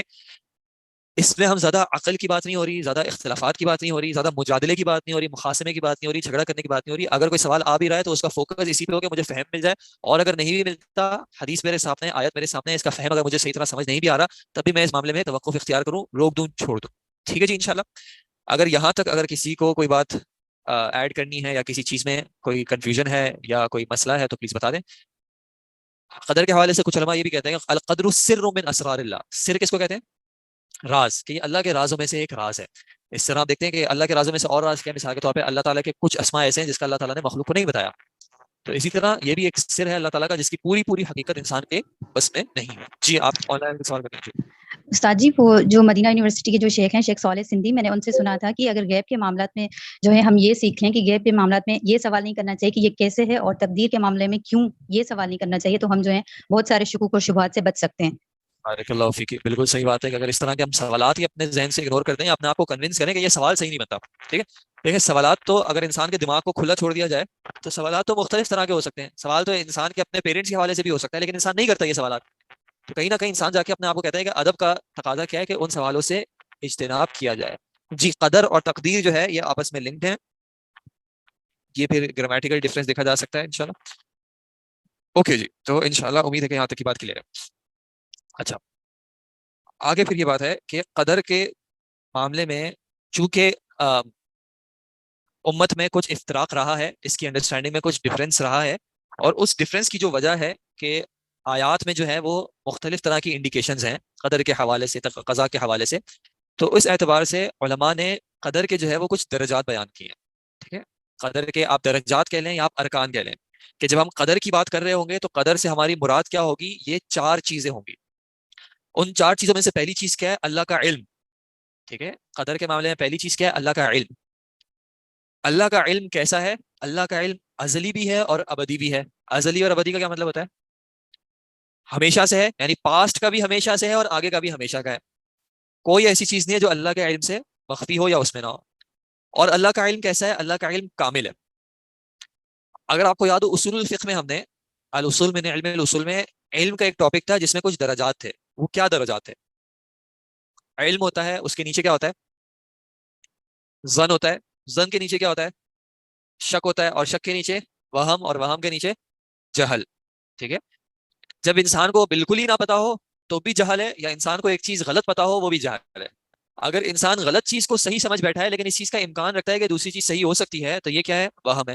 اگر انسان بالکل صحیح اور غلط میں 50-50 ہے تو یہ کیا ہے؟ شک ہے. اگر انسان مان صحیح چیز کو رہا ہے لیکن اس کے ذہن میں غلط چیز کا ایک احتمال موجود ہے تو پھر کیا کہلائے گا؟ ظن. اور اگر انسان صحیح چیز کو بالکل صحیح طریقے سے 100% اس پہ مانتا ہے تو جانتا ہے، تو وہ کیا ہے؟ علم. اللہ تعالیٰ کا ہر معاملے میں علم ہے. معاذ اللہ، اللہ تعالیٰ کو کسی طرح کا ظن، وہم، شک، جہل نہیں ہوتا. انسان کو کیا ہوتا ہے؟ انسان اکثر ہمارے معاملات جو ہے وہ ظن کی بنیاد پہ ہوتے ہیں. اگر مجھے کسی نے شام کو 6 بجے کا ٹائم دیا ہے کہ وہ آئے گا، اب میں یقین سے نہیں جان سکتا کہ وہ آئے گا یا نہیں آئے گا. میں کیا ہے؟ پاسٹ ایکسپیرینس کی بنیاد پہ کیا کروں گا؟ ایک اندازہ لگاؤں گا، ایک پریڈکشن دوں گا کہ وہ شخص آئے گا یا نہیں آئے گا. اگر مجھے لگتا ہے کہ وہ شخص 6 بجے کا اس نے کہا ہے، وہ 6 بجے نہیں آئے گا، 6:30 بجے آئے گا، تو میں اپنے معاملات کو اسی طرح رکھوں گا. میں کہیں سے آ رہا ہوں گا تو میں بھی کہوں گا یار 10-15 منٹ اگر دیر بھی ہو جائے تو کوئی مسئلے کی بات نہیں ہے. لیکن میں علم نہیں رکھوں گا اس معاملے کا، یعنی 100% میرا معاملہ نہیں ہوگا، میرا ایک اندازہ ہوگا، ایک پریڈکشن ہوگی. یہ جو قدر کا ورڈ ہے یا تقدیر کرنا، مقدر کرنا، اس کے لنگوسٹکلی، لینگویج میں لغتاً اس کا جو معنی ہے وہ اس اندازہ لگانے سے، ایک تخمینہ کرنا، ایک اندازہ لگانا. لیکن یہ اندازہ ہوتا ہے مخلوق کے اعتبار سے. جب اللہ کی بات کی جاتی ہے تو اللہ تعالیٰ کا یہ اندازہ ورڈ یوز کرنا جو ہے پرابلمٹک بن سکتا ہے، کیونکہ اندازے سے ہمارے ذہن میں کیا بات آتی ہے کہ اس میں غلطی کا امکان ہو سکتا ہے. اللہ تعالیٰ کے معاملے میں غلطی کا امکان نہیں ہوتا. اللہ تعالیٰ مستقبل کے بارے میں بھی علم رکھتا ہے. کیا ہونا ہے اللہ کو اس کا پہلے سے علم ہے. تو یہ درجہ درجۃ الاولیٰ ہو گیا یا رکن الاول ہو گیا کہ اللہ تعالیٰ کی قدر میں کیا شامل ہے؟ اللہ تعالیٰ کا علم. دوسری کیا چیز ہے کہ اللہ تعالیٰ نے اپنے اس علم کی بنیاد پر چیزوں کو لکھ لیا. الکتابہ کہ معاملات کو اللہ تعالیٰ نے کیا کر دیا؟ لکھ لیا. اور اسی میں انشاءاللہ ہمارے پاس آگے حدیث آئے گی کہ اللہ تعالیٰ نے جب قلم کو تخلیق کیا تو اس قلم کو کیا کہا؟ کہ لکھو، اکتب. اور کیا کہا؟ کہ ہر وہ چیز لکھ دو جو کہ ہونے والی ہے یوم قیامت تک. تو دوسرا درجہ یا دوسرا رکن اللہ کی تقدیر کا کیا ہوا؟ کہ اللہ تعالیٰ نے اس علم کی بنیاد پہ لکھ لیا سارے معاملات کو. تیسرا جو درجہ ہے، تیسرا جو رکن ہے، وہ ہے اللہ کا ارادہ یا اللہ کی مشیت. اللہ کا ارادہ اور اللہ کی مشیت. اور ارادے اور مشیت کے اعتبار سے آپ کو انشاءاللہ ایک پرانی بات یاد ہوگی کہ اللہ کا ارادہ جو ہے وہ 2 طرح کا ہوتا ہے. کون سا والا؟ الارادہ الکونیہ القدریہ اور الشرعیہ الدینیہ.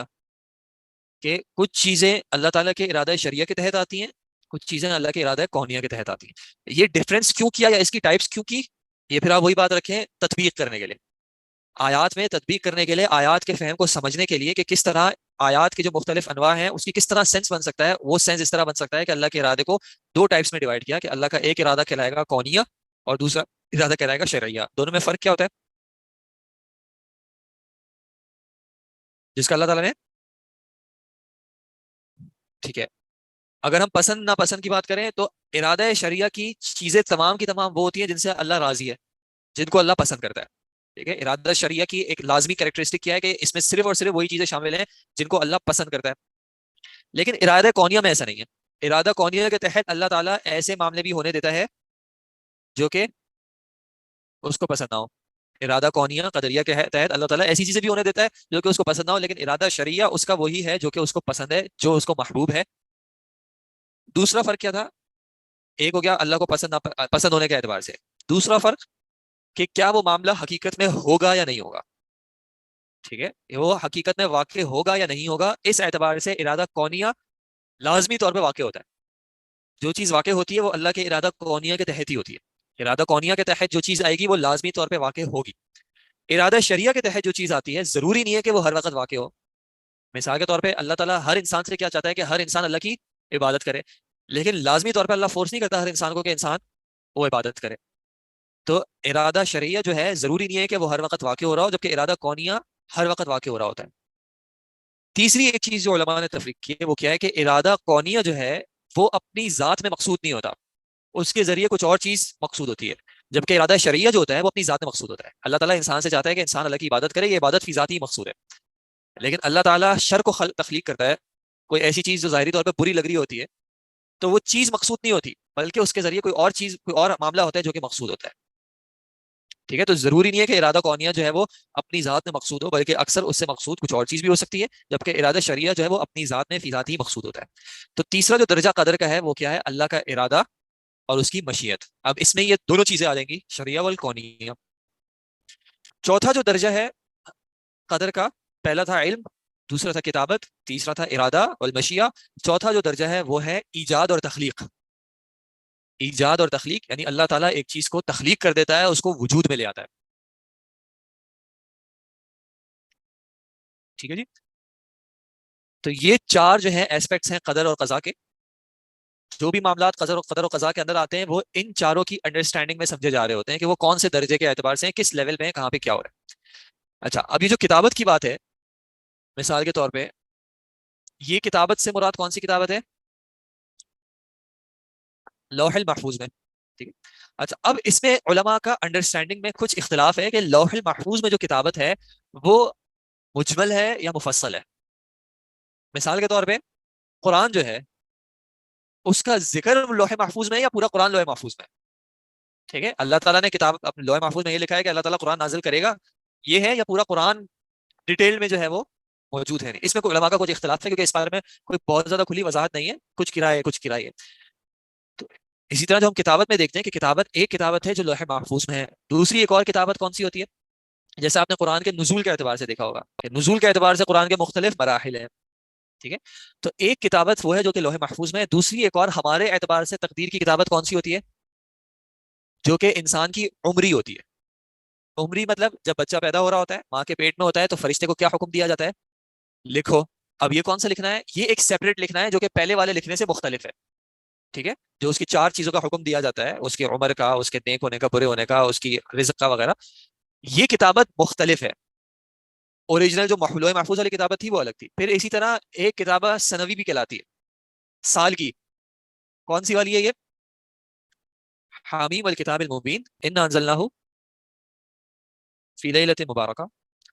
اور اس لیلہ مبارکہ میں کیا ہوتا ہے؟ فیہا یفرق کل امر حکیم, کہ اس رات میں بھی کیا ہوتا ہے؟ معاملات کے بارے میں فیصلہ کیا جاتا ہے, فرشتوں کو احکامات دیے جاتے ہیں اگلے سال کے اعتبار سے. تو وہ کتابت بھی جو ہے وہ پھر ایک الگ لیول کی ہے. جی, سنوی, میں اس کا ایگزیکٹ ورڈ آپ کو دیکھ لوں گا. ایک عمری کا, یعنی ایک تو اللہ کی لوح محفوظ والی, پھر ایک عمری انسان کی, پھر ایک سنوی, اور اسی طرح کچھ نے یومی بھی کہی ہے کہ دن کے بھی معاملات جو ہیں وہ آگے پیچھے ہوتے ہیں. ٹھیک ہے. اچھا, ایجاد یا تخلیق کے اعتبار سے اگر ہم دیکھتے ہیں تو اللہ تعالیٰ نے مخلوق کو جو ہے وہ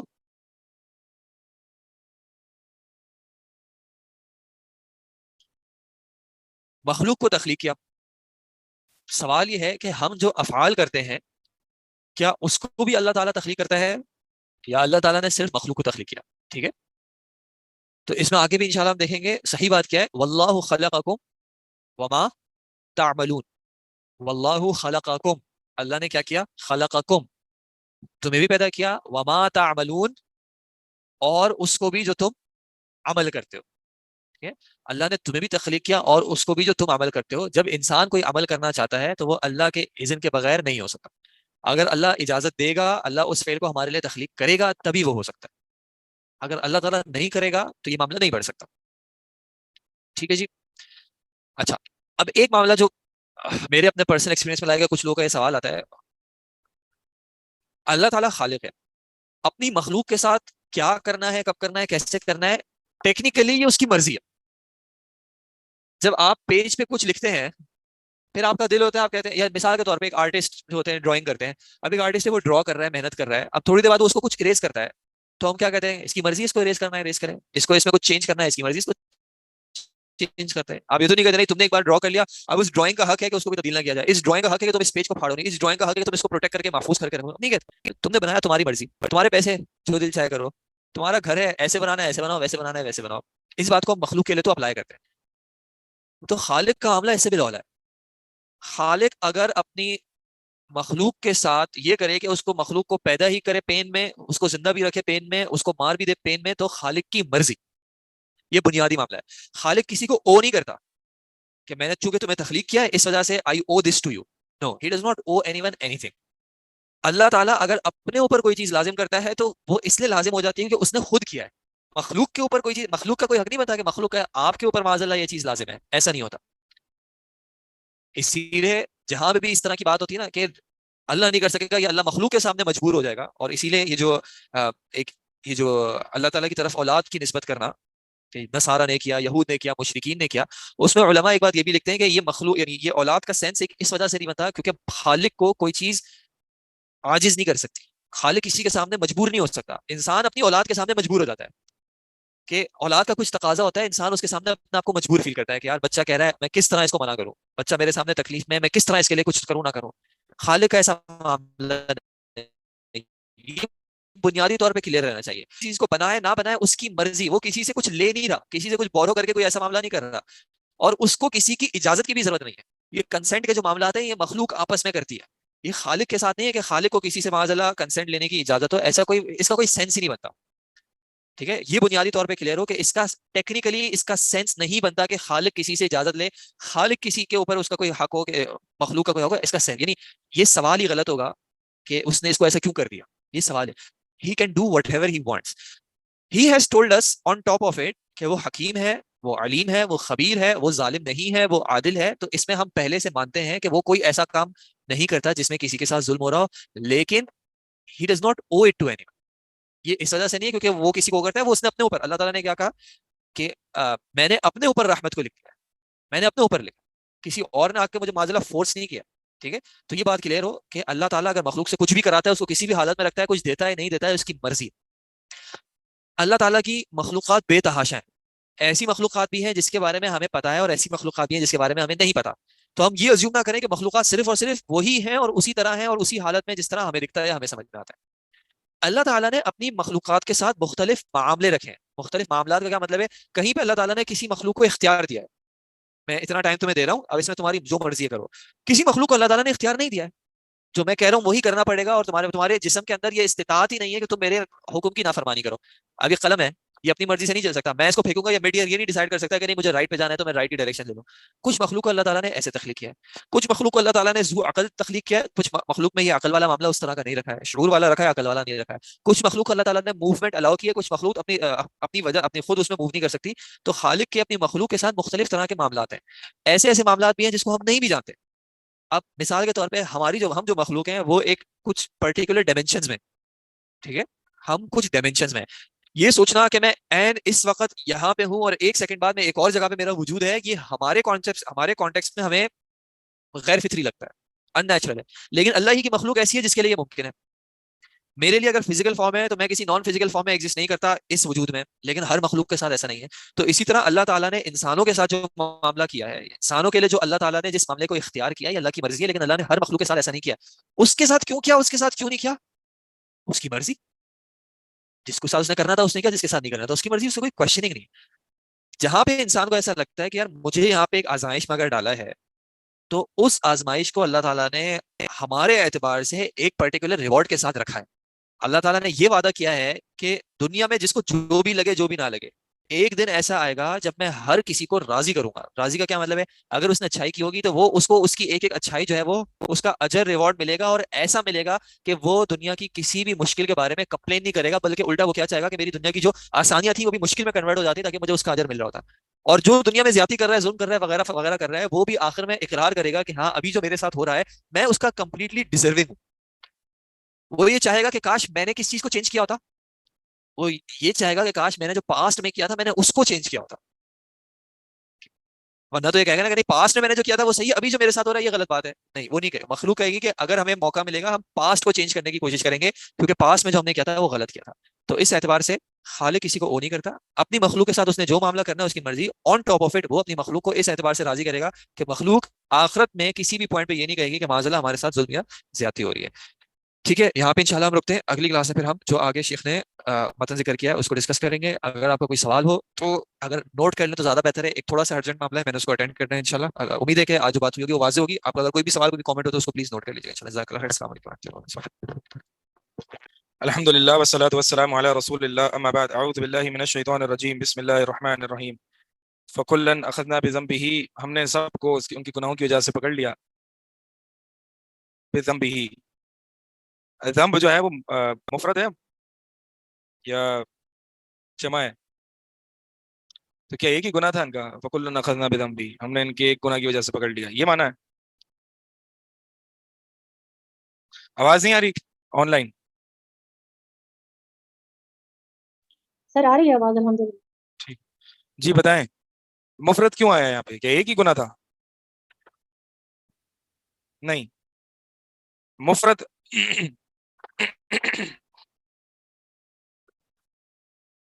مفرد جب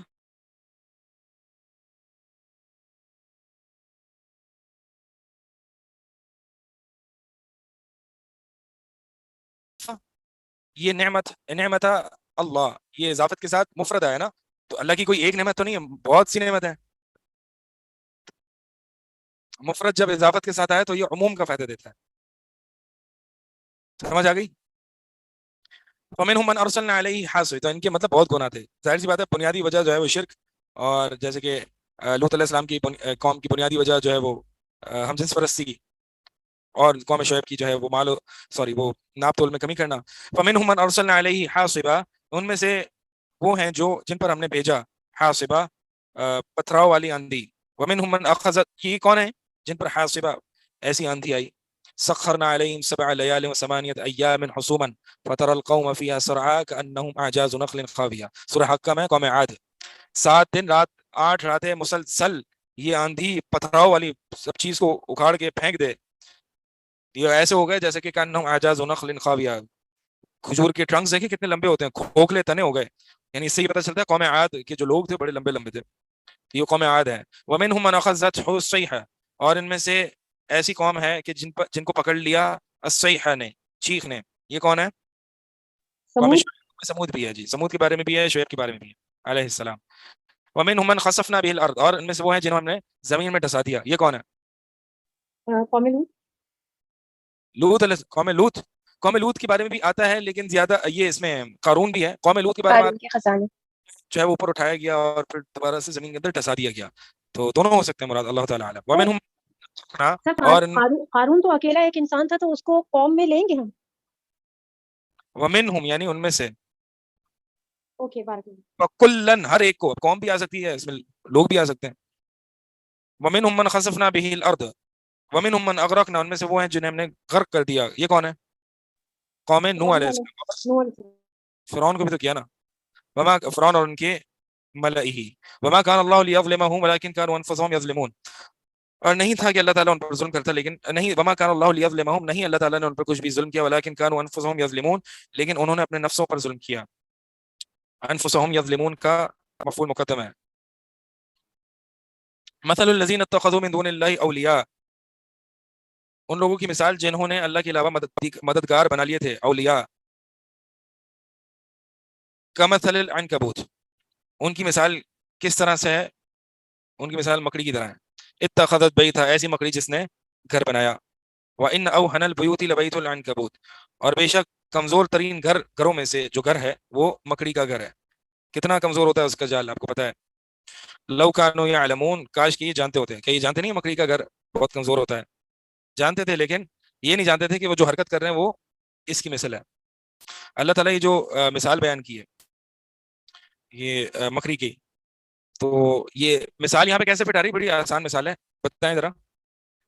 کہ غیر اللہ کو مددگار یا غیر اللہ کو معبود بنانا یہ مکڑی کے گھر کی طرح ہے.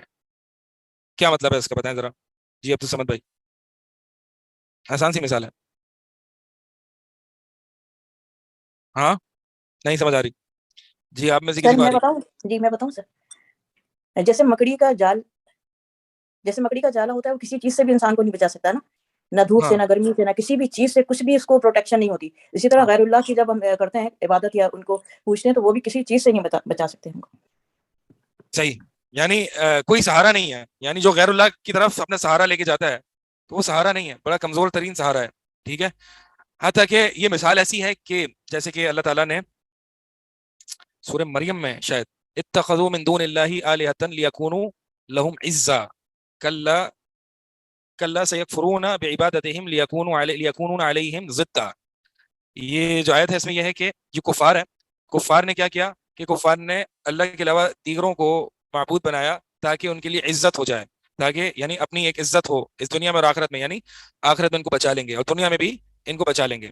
لیکن اللہ تعالیٰ نے فرمایا کلا سیکفرون بعبادتہم ویکونون علیہم ضدا، بلکہ یہ ان کی عبادت کا انکار کر دیں گے اور ان کے مخالف ہو جائیں گے.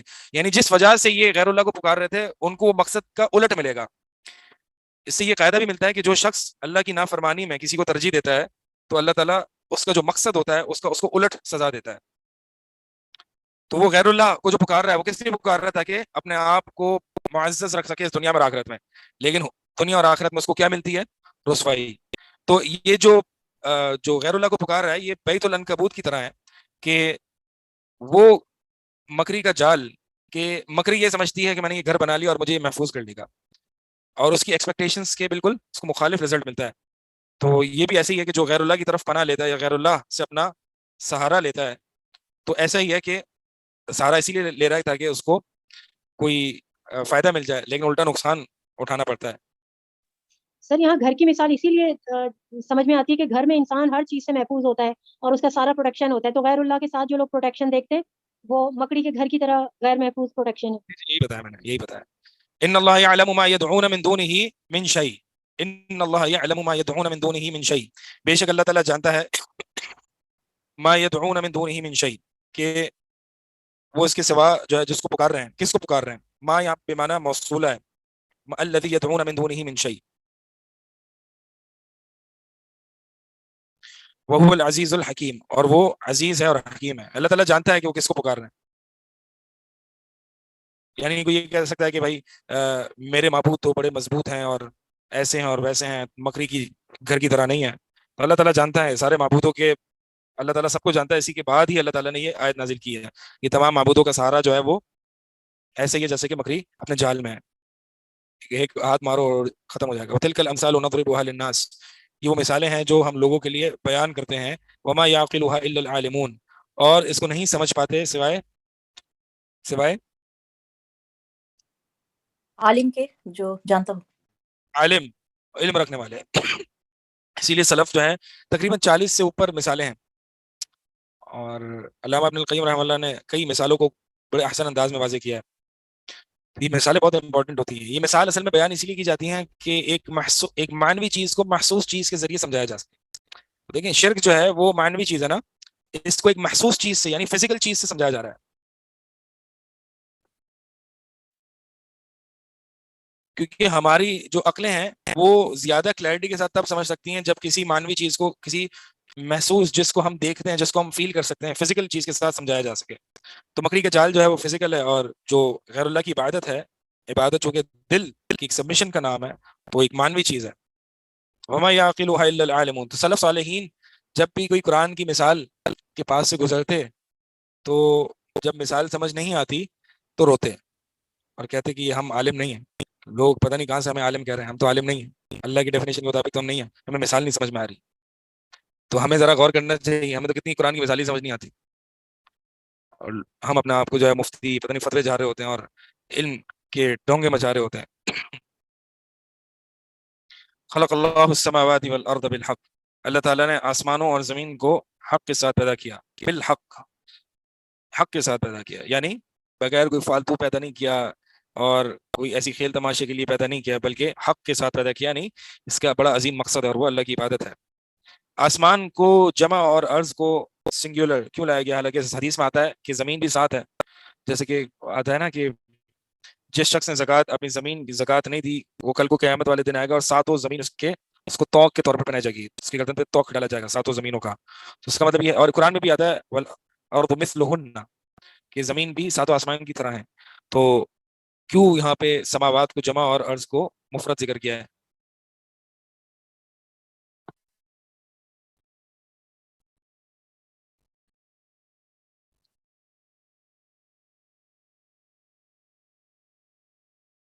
ایک کامنٹ ہے، جالا تو پھر بھی مکڑی کے لیے آسرا اور پناہ گاہ ہے، لیکن شرک تو بے سہارا ہے. نہیں جی، یہ مثال یہ نہیں سمجھا رہی.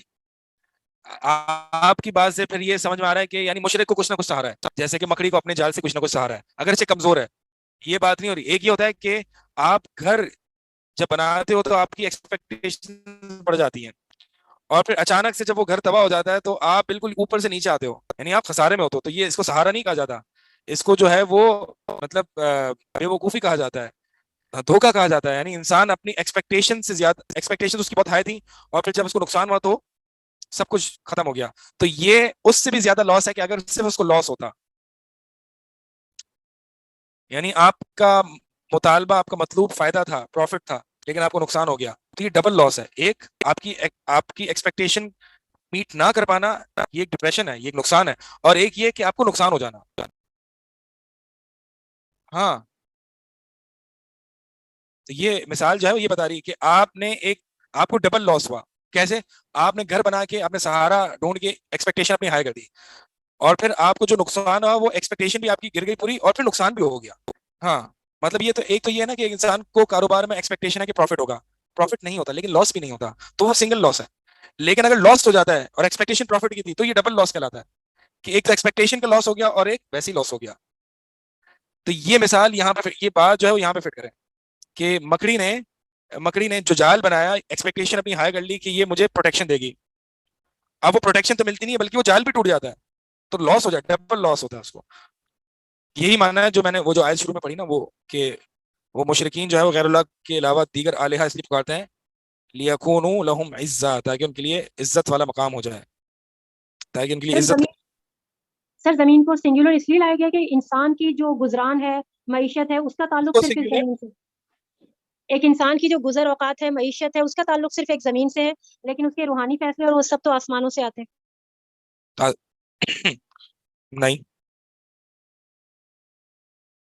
خلقہ کا مفعول ہیں دونوں، السماواتی بھی والارض بھی، کہ دونوں پہ کام ہو رہا ہے خلقہ کا. تو میرے سوال کا جواب تو نہیں ہے اس میں. سوال میں نے کیا کیا تھا؟ میں نے سوال کیا تھا السماوات جمع ہے اور ارض جو ہے وہ مفرد ہے. کیوں؟ حالانکہ دونوں جمع ہے، اللہ تعالیٰ نے ساتوں زمین اور ساتوں آسمان پیدا کیے، تو سماوات جو ہے وہ جمع ذکر کیا کیونکہ جمع ہے، اور ارض جو ہے وہ بحیثیت اسم جنس کا ذکر کیا، اسم جنس ہے یہ. جیسے کہ انسان ہے نا، انسان کی جمع اناسن بھی آتی ہے، تو انسان اس کا مطلب یہ تھوڑی اگر اللہ تعالیٰ نے انسان کو پیدا کیا تو ایک ہی انسان کو پیدا کیا، بلکہ جن سے انسان کو پیدا کیا ہے تو اناس.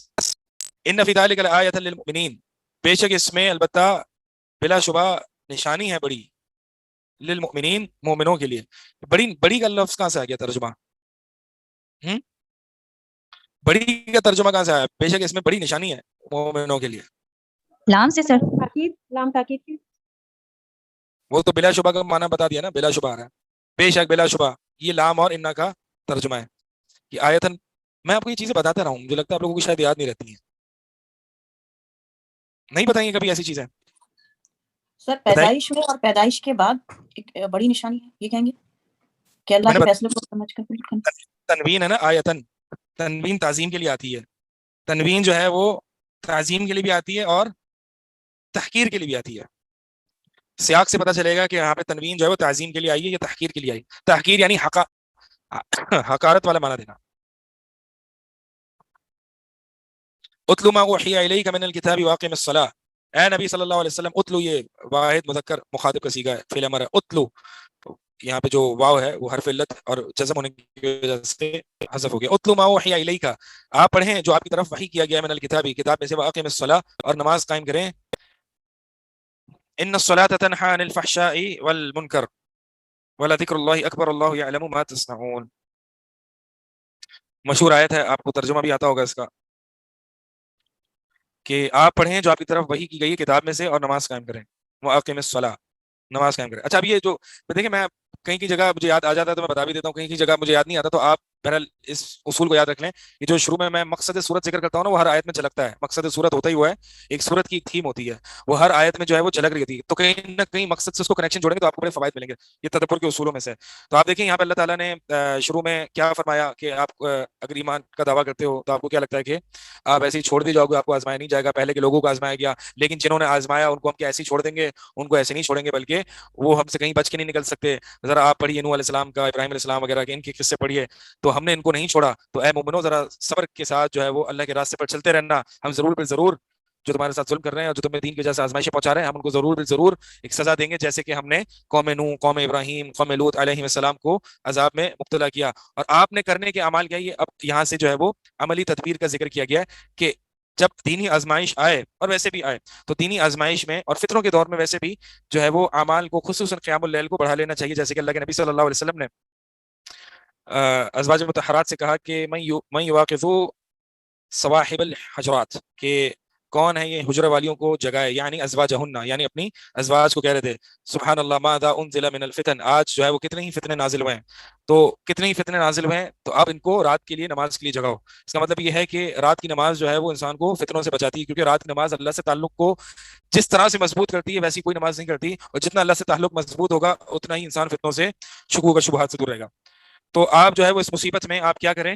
پہلا حکم، اگر آپ کو کوئی دین کی وجہ سے آزمائش آئی ہے تو آپ پہلا حکم کیا ہے کہ آپ قرآن اور حدیث علم اس کی تلاوت بھی کریں، اس کو پڑھیں بھی سمجھ کر، اور دوسرا جو ہے وہ نماز قائم کریں، وستعینوا بالصبر والصلاۃ، نماز قائم کریں۔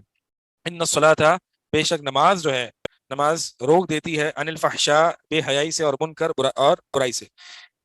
منکر اصل میں بے حیائی، اور فحشاء اور برائی، فحشاء اور منکر میں جو عموماً فرق ذکر کیا جاتا ہے، ویسے تو یہ ان الفاظ میں ہے کہ اذا اجتمع افترقا و اذا افترقا اجتمع، جب دونوں ایک ہی ساتھ آ جائیں تو الگ الگ معنی میں ہوتی ہیں، اور جب الگ الگ جگہ آئیں تو ایک ہی معنی میں ہوتی ہیں۔ بہرحال جیسے کہ مسکین اور فقیر میں فرق ہے، اسی طرح اسلام اور ایمان میں فرق ہے۔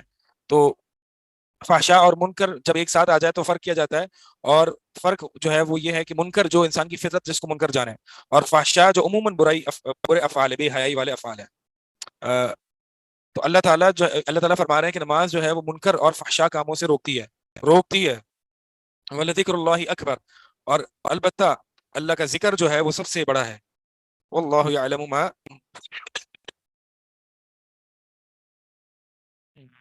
صحیح، نماز جو ہے وہ برائیوں سے روکتی ہے کہ انسان جو ہے وہ،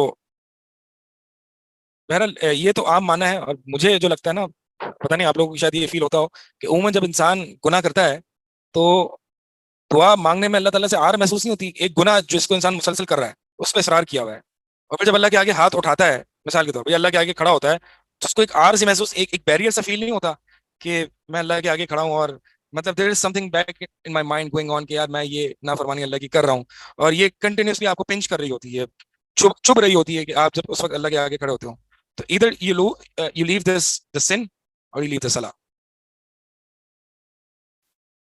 واللہ عالم، مطلب یہ اگر یہ چیز نہیں ہوتی ہے، تنگ نہیں کرتی ہے، اگر کوئی گناہ آپ کو اللہ کی عبادت کے دوران، مثال کے طور پر اللہ تعالیٰ سے گر گرا کے مانگ رہے ہیں کوئی چیز، اور اللہ تعالیٰ سے آپ اللہ کے آگے کھڑے ہوئے ہیں، اللہ کی عبادت کر رہے ہیں، تو یہ آپ کو گناہ تنگ کرتا ہے اور کرنا چاہیے، اگر جس گناہ پر آپ اصرار کر رہے ہیں until unless you get rid of the sin، تو یہ نماز جو ہے وہ مطلب آپ کو اندر سے چبا رہی ہوتی ہے کہ چھوڑو اس گناہ کو جس کو تم کر رہے ہو کنٹینیوسلی، ورنہ تمہارا نماز پڑھنے کا کیا فائدہ۔ اور بہرحال جیسے کہ آپ نے ذکر کیا، یہی عموماً جو معنی جو ہے وہ یہی ذکر کیا جاتا ہے کہ نماز میں انسان جو ہے وہ اللہ کے آگے کھڑا ہوتا ہے، اور اس کو آخرت یاد آتی ہے، اللہ کی یاد آتی ہے، ظاہر سی بات ہے جب اللہ کی یاد آتی ہے، آخرت یاد آتی ہے، تو آخرت میں کھڑا رہنا، وَلِمَنْ خَافَ مَقَامَ رَبِّهِ جَنَّتَانِ، جو اپنے رب کے سامنے کھڑے ہونے سے ڈر گیا تو اس کے لیے 2 جنتیں ہیں، جیسے ابن القیم رحمہ اللہ فرماتے ہیں جو شخص اس دنیا میں اللہ کے آگے کھڑا ہو گیا، اس دنیا کا قیام جس نے کر لیا اس کے لیے آخرت کا قیام آسان ہو جائے گا، اور جس نے اس دنیا میں قیام نہیں کیا اس کے لیے آخرت کا قیام مشکل ہو جائے گا۔ آخرت کا قیام کیا ہے؟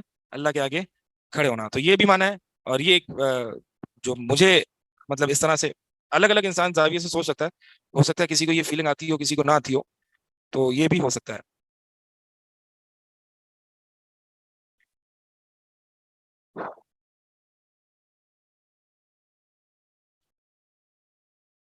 تو ایک انسان جس کی نماز سالڈ ہو نا، اس کی دعائیں سالڈ ہو، اور پھر وہ کنٹینیوسلی گناہ پر اصرار بھی کر رہا ہو، یہ دونوں چیزیں ریکنسائل نہیں ہو سکتی۔ کہیں نماز میں مسئلہ ہوگا تبھی وہ گناہوں کو کنٹینیوسلی کر رہا ہے، ایک گناہ پر اصرار کر رہا ہے، ورنہ یہ دونوں چیزیں بیک وقت ایگزسٹ نہیں کرتی، یا تو یہ گناہ رہے گا یا پھر سالڈ والی نماز رہے گی بس۔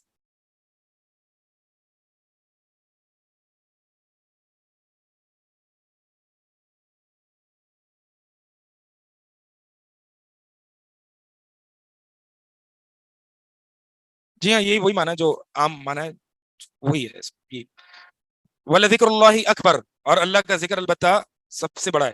کیا مطلب ہے اس کا؟ اس میں 2 مشہور تفسیریں ہیں، اور وہ یہ ہیں کہ وَلَذِكْرُ اللَّهِ، ذکر اللہ میں اگر اس مصدر کی اضافت مفعول کی طرف ہو یہ معنی، تو مطلب ہے کہ اللہ کا ذکر کرنا یہ سب سے بڑی چیز ہے، اور اگر اس کو معنی کہ مصدر کی اضافت فاعل کی طرف ہے تو معنی یہ ہوگا کہ اللہ کا تمہارے بارے میں ذکر کرنا یہ زیادہ افضل ہے۔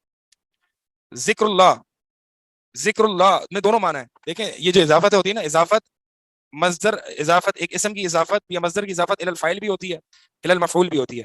ذکر اللہ میں دونوں امکانات ہیں. اگر ذکر اللہ کو اضافت الفاعل مانیں گے تو اللہ کو لفظ جلالہ کو ذکر کا فاعل مانیں گے، یعنی ذکر کرنے والا کون ہے؟ اللہ. کس کا ذکر کیا جا رہا ہے؟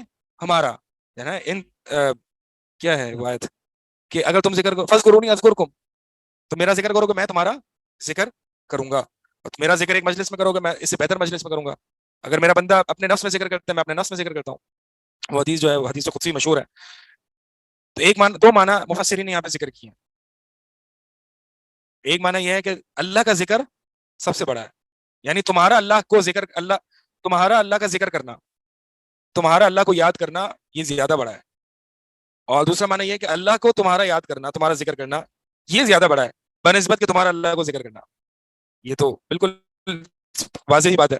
اور اس معنی میں کہ اللہ کا ذکر سب سے بڑا ہے، یہ حدیث بھی آتی ہے کہ کیا میں تمہیں ایسا عمل نہ بتاؤں ارفع عند ملیککم، جو تمہارے بادشاہوں اور وزراء کے نزدیک بڑا ایک بلند ہے اور بڑا پاکیزہ ہے، اور اس سے بہتر ہے کہ تم سونا چاندی خرچ کرو، اور اس سے بہتر ہے کہ تم ایک دوسروں کی گردنیں اڑاؤ، جہاد کرو. یعنی جہاد اور صدقات، اور ان سب سے بہتر عمل کون سا ہے؟ تو اللہ کے نبی صلی اللہ علیہ وسلم نے فرمایا ذکر اللہ، اللہ کا ذکر کرنا. تو اللہ کا ذکر جو ہے وہ سب سے افضل عمل ہے. اسی لیے شیخ الاسلام ابن تیمیہ رحمہ اللہ فرماتے ہیں کہ یہ جو میں دین کے کام کر رہا ہوں، یہ اللہ تعالیٰ نے ان کے دین کے کاموں میں بڑی برکت ڈالی تھی. تو وہ فجر سے لے کر جو ہے وہ اشراق تک ذکر کرتے تھے بیٹھے ہوئے، اور کہتے تھے کہ یہ میرا بریک فاسٹ ہے، میرا ناشتہ ہے. اگر یہ میں نہیں کروں گا تو مجھے دن بھر میں جو ہے وہ طاقت نہیں ملے گی کہ میں اللہ کے دین کا اور دیگر کام کر سکتا ہوں. اور باقی اللہ کے ذکر میں ایک طاقت ہے. جیسے کہ فاطمہ رضی اللہ تعالیٰ عنہا کو اللہ کے نبی صلی اللہ علیہ وسلم نے ایک نسخہ دیا، اور وہ کیا تھا؟ ان سے شکایت کی نا کہ مجھے غلام چاہیے، میں تھک جاتی ہوں. ان کے وہ پانی لینے جاتی تھیں اور کے ہاتھ میں چھالے پڑ جاتے. تو اللہ کے نبی صلی اللہ علیہ وسلم نے ان کو ذکر اللہ دیا نا، 33 دفعہ سبحان اللہ، 33 دفعہ الحمدللہ، 34 دفعہ اللہ اکبر سونے سے پہلے. تو یہ ہم نسخے اللہ کے ذکر کو اگر واقعی کما حق کی ہی اس طرح سے ہم اللہ کے ذکر کو لازم پکڑیں تو انسان میں جو قوت اور طاقت اور برکت آتی ہے اس کی زندگی میں. تو ایک عمل نوٹ کر لیں، اللہ کا ذکر سب سے زیادہ کرنا ہے ہم نے، اللہ کا ذکر زیادہ کرنا. اور رات کا یہ عمل بھی نوٹ کر لیں جی، رات کا یہ عمل نوٹ کر لیں، 33 دفعہ سبحان اللہ، 33 دفعہ الحمدللہ، اور 34 دفعہ اللہ اکبر. جی ہاں سر اللہ. ایک سر پلیز ایک بات یہ بتا دیں کہ جو یہ کہا گیا نا ولا ذکر اللہ اکبر، تو کسی کمپیریزن میں کہا گیا کہ اس سے بڑی چیز، یا بس میں آ رہا ہوں، رک جائیں، آ رہا ہوں. یہ دو جو مشہور تفسیریں تھیں، یہ تفسیریں دو مشہور ہیں. ابن تیمیہ رحمہ اللہ ایک الگ ہی زاویہ ذکر کرتے ہیں، اور وہ تفسیر اس کی یہ بیان کرتے ہیں، وہ کہتے ہیں کہ صحیح معنی، راجح معنی میرے نزدیک یہ ہے کہ نماز کے دو فائدے ہیں. نماز کے دو فائدے ہیں. ایک یہ ہے کہ وہ برائی سے روکتی ہے، اور دوسرا فائدہ یہ ہے کہ اس میں اللہ کا ذکر ہے. اور جو دوسرا فائدہ ہے یہ زیادہ بڑا فائدہ ہے. ٹھیک ہے، ہوگی آپ کے سوال کا جواب. اور اگر پہلی کی جو تفسیریں لیں تو اس میں یہ جو معنی ہوگا، اس میں معنی یہ ہوگا کہ علی الاطلاق اللہ کا ذکر سب سے افضل ہے. اور جو دوسرا معنی لیں اس میں یہ لیں کہ اللہ کا تمہیں یاد کرنا یہ علی الاطلاق سب سے افضل ہے. یعنی بڑی اہمیت، بڑی حیثیت ہے تمہاری کہ اللہ تعالیٰ تمہیں ذکر کرے. جیسے کہ ابی بن کعب رضی اللہ تعالیٰ عنہ کے بارے میں آتا ہے نا کہ اللہ کے نبی صلی اللہ علیہ وسلم فرماتے ہیں کہ مجھے حکم ہوا ہے کہ تم مجھ پر قرآن پڑھو. ابی بن کعب کہتے ہیں کہ میرا نام اللہ نے لیا ہے. کہاں میرا تمہارا نام اللہ نے لیا ہے؟ تو ابی بن کعب رضی اللہ تعالیٰ عنہ کی آنکھوں سے آنسو جاری ہو گئے. آپ کہتے ہیں لا الہ الا اللہ، تو اللہ تعالیٰ جواب دیتا ذکر کا، صدق عبدی لا الہ الا انا، اور لا حول ولا قوت اس کا بھی جواب ملتا ہے. سورہ فاتحہ کا جواب ملتا ہے اذا قال العبد الحمد للہ رب العالمین قال اللہ سبحانہ وتعالی حمدنی عبدی، واذا قال الرحمن الرحیم قال اثنى علی عبدی، واذا قال مالک یوم الدین قال مجدنی عبدی. ٹھیک ہے، ترجمہ کرنے کی ضرورت نہیں ہے. یہ اللہ کا سر ذکر یہ بہت ایک فرقہ یہاں ایسا بھی ہے جو کہتا ہے کہ نماز، وہ کہتا ہے کہ نماز کے دیکھو اللہ تعالیٰ نے خود قرآن میں کہا ہے کہ اللہ کا ذکر بڑا ہے، تو نماز سے زیادہ ضروری ہے کہ بس اللہ کا ذکر کر رہا ہوں، اس لیے ہم صرف اللہ کا ذکر کرتے ہیں اس وقت میں بیٹھ کے. یہ ایک فرقہ بن چکا ہے یہاں پاکستان میں. بن چکا ہے. جی سر، میں بہت کسی کو پہلے سے جانتی ہوں وہ اس جی مطلب اس فرقے میں ہے، اور وہ مانتے نہیں ہے کہ نماز جو ہے وہ کتنی ضروری ہے. وہ یہ کہتے ہیں نا اور کہ اس کے وعبد، بعد یہ صوفیاں ہیں بھائی، یہ صوفیاں ہیں، بنا نہیں ہے. وہ کہتے ہیں وعبد ربک حتی یاتیک الیقین، اللہ کی عبادت کرو یہاں تک کہ تمہیں یقین آ جائے. یقین یعنی ان کے صوفیہ کے جو مراتب ہے نا، مرتبہ معرفت، مرتبہ فنا فی اللہ، مرتبہ یقین، جب تم یقین کے مرتبے پہ آ جاؤ تو بس عبادت چھوڑ دو، کیونکہ اللہ نے فرمایا وعبد ربک حتی یاتیک الیقین. اور جو ہم مزاروں پر چرسی موالی بیٹھے ہوئے دیکھتے ہیں وہ یقین کے مراتب پر ان کے نزدیک پہنچ چکے ہوتے ہیں، تو اس لیے وہ عبادت نہیں کرتے. بہرحال جو دوسرے جو ہائی لیول صوفیاں ہیں ان کے نزدیک جو ہے وہ عبادت الوجود کا جو عقیدہ جو انٹرنلائز کر لے وہ یقین کا مرتبہ ہے. تو یہ جو ہے وہ بہت پہلے سے ہی صوفیہ کی آیت. حالانکہ یقین کا معنی جو آیت میں وہ کیا ہے؟ موت ہے. موت تک ہے جو ہے وہ عبادت کا. یعنی اللہ کے نبی صلی اللہ علیہ وسلم کو کبھی یہ درجہ نہیں ملا، تمہیں مل گیا. اللہ کے نبی صلی اللہ علیہ وسلم تو آخر وقت تک جو ہے وہ بیٹھ کے نماز پڑھا رہے ہیں. دو شخص کے سہارے نماز امامت کرانے آ رہے مرض الموت میں, تو اللہ کے نبی صلی اللہ علیہ وسلم کو یہ مرتبہ نہیں ملا جو تمہیں مل رہا ہے آج کل.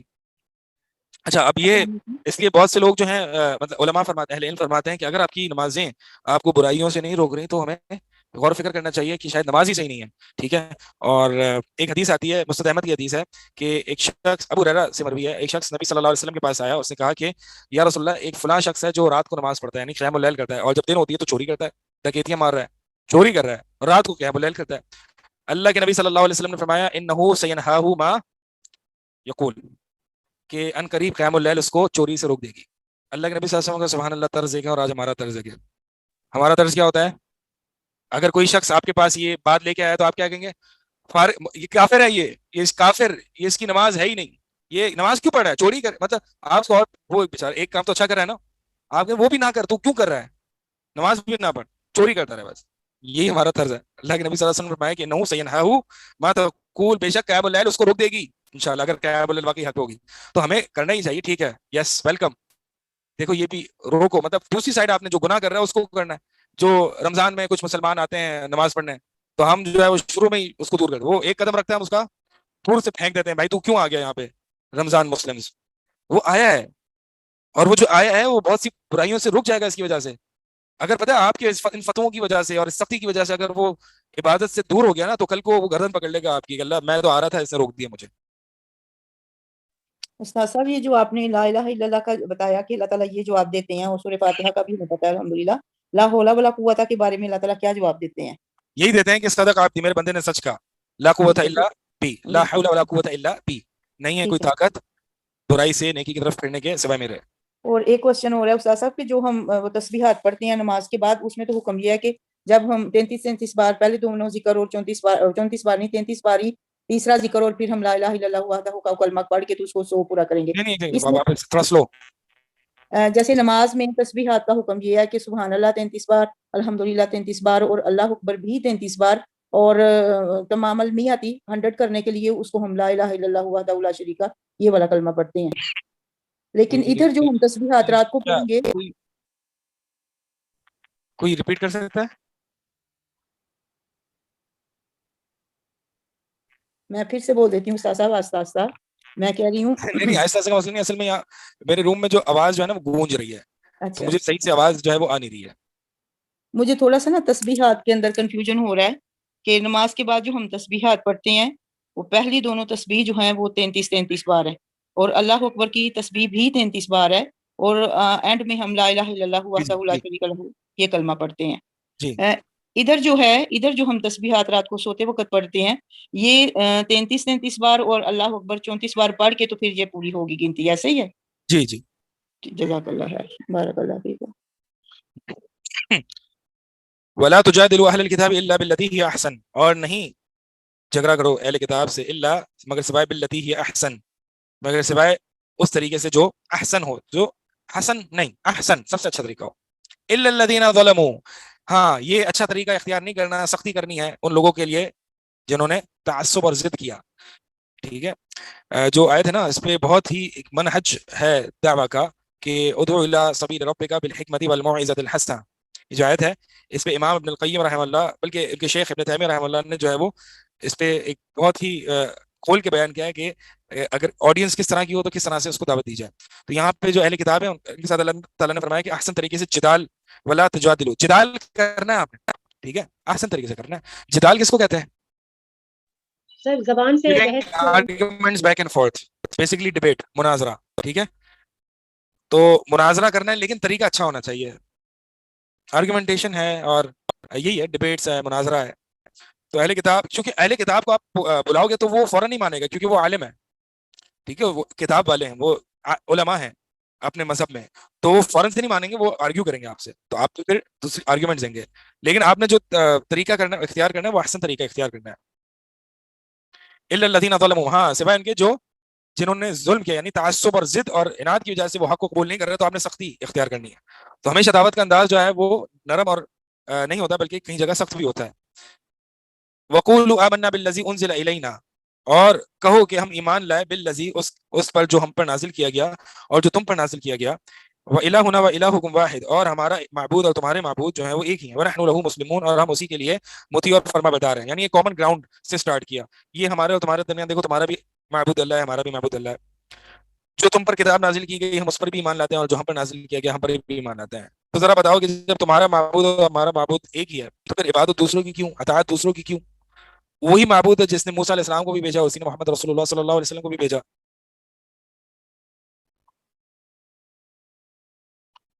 یعنی ایک کہتے ہیں نا کہ آرگیومنٹ کے پریمیسز ہیں. اگر آپ کسی سے مناظرہ کر رہے ہیں، آپ کے بیسک پریمیسز ہی میچ نہیں کر رہے تو پھر آپ آرگیو نہیں کر سکتے ہیں. ٹھیک ہے، دلائل اسلام کو یاد کریں، جو آپ کی بیسک جس کی بنیاد پر آپ اپنی دلیل قائم کریں گے نا، وہ جو کامن ڈینومینیٹر جس کو ہم پریمیسز کہتے ہیں، وہ ان اگریمنٹ ہونے چاہیے. اگر اس پہ پریمیسز پہ اختلاف ہے تو پھر آپ مناظرہ نہیں کر سکتے، کیونکہ جن پریمیسز کی بنیاد پر جو آپ کلیم کریں گے، جو آپ کنکلوژن ڈرا کریں گے، وہ اصل آپ کی دعوت ہے، اور وہ آپ سامنے والے سے منوانا چاہ رہے ہیں. لیکن آپ کی پریمیسز ہی سے وہ اتفاق نہیں کرتا تو پھر تو پہلے پریمیسز بنوائیں گے اس سے. تو یہ بیسک پریمیسز ہیں کہ تمہارے پاس بھی منزل من اللہ کتاب ہے، تمہارا معبود بھی برحق اللہ تعالیٰ واحد ہے. تو پھر اس کے بعد یہ پریمیسز ہے، اس کے بعد جو ہے وہ جو بھی بات کی جائے گی.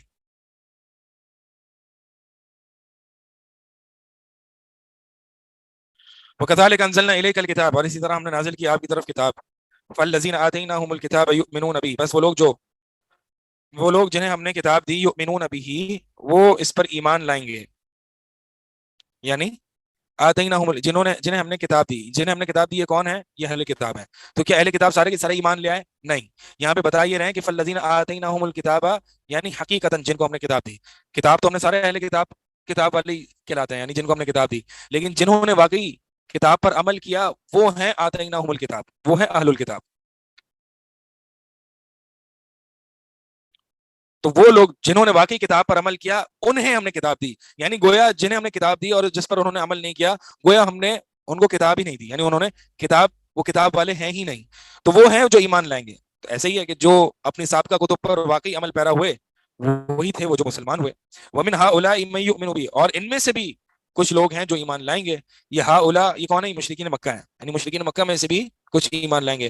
وَمَا يَجْحَدُ، یہ مکی آیت ہے نا، خوشخبری دی جا رہی ہے. وَمَا يَجْحَدُ بِآيَاتِنَا إِلَّا الْكَافِرُونَ، اور نہیں جوہد کرتے، یعنی انکار. جوہد کا معنی ہوتا ہے اصل میں علم کے باوجود انکار کرنا. وَاسْتَيْقَنَتْهَا أَنفُسُهُمْ ظُلْمًا وَجَحَدُوا بِهَا، فرعون کے بارے میں اللہ تعالیٰ فرماتے ہیں وَجَحَدُوا بِهَا وَاسْتَيْقَنَتْهَا أَنفُسُهُمْ ظُلْمًا وَعُلُوًّا، کہ فرعون اور ان کے جو وزراء تھے انہوں نے انہوں نے انکار کیا. وَاسْتَيْقَنَتْهَا أَنفُسُهُمْ، اس حال میں کہ ان کے نفسوں نے یقین کیا ہوتا ہے، یعنی کسی چیز کو حق جاننے کے باوجود انکار کرنے کو جوہد کہا جاتا ہے.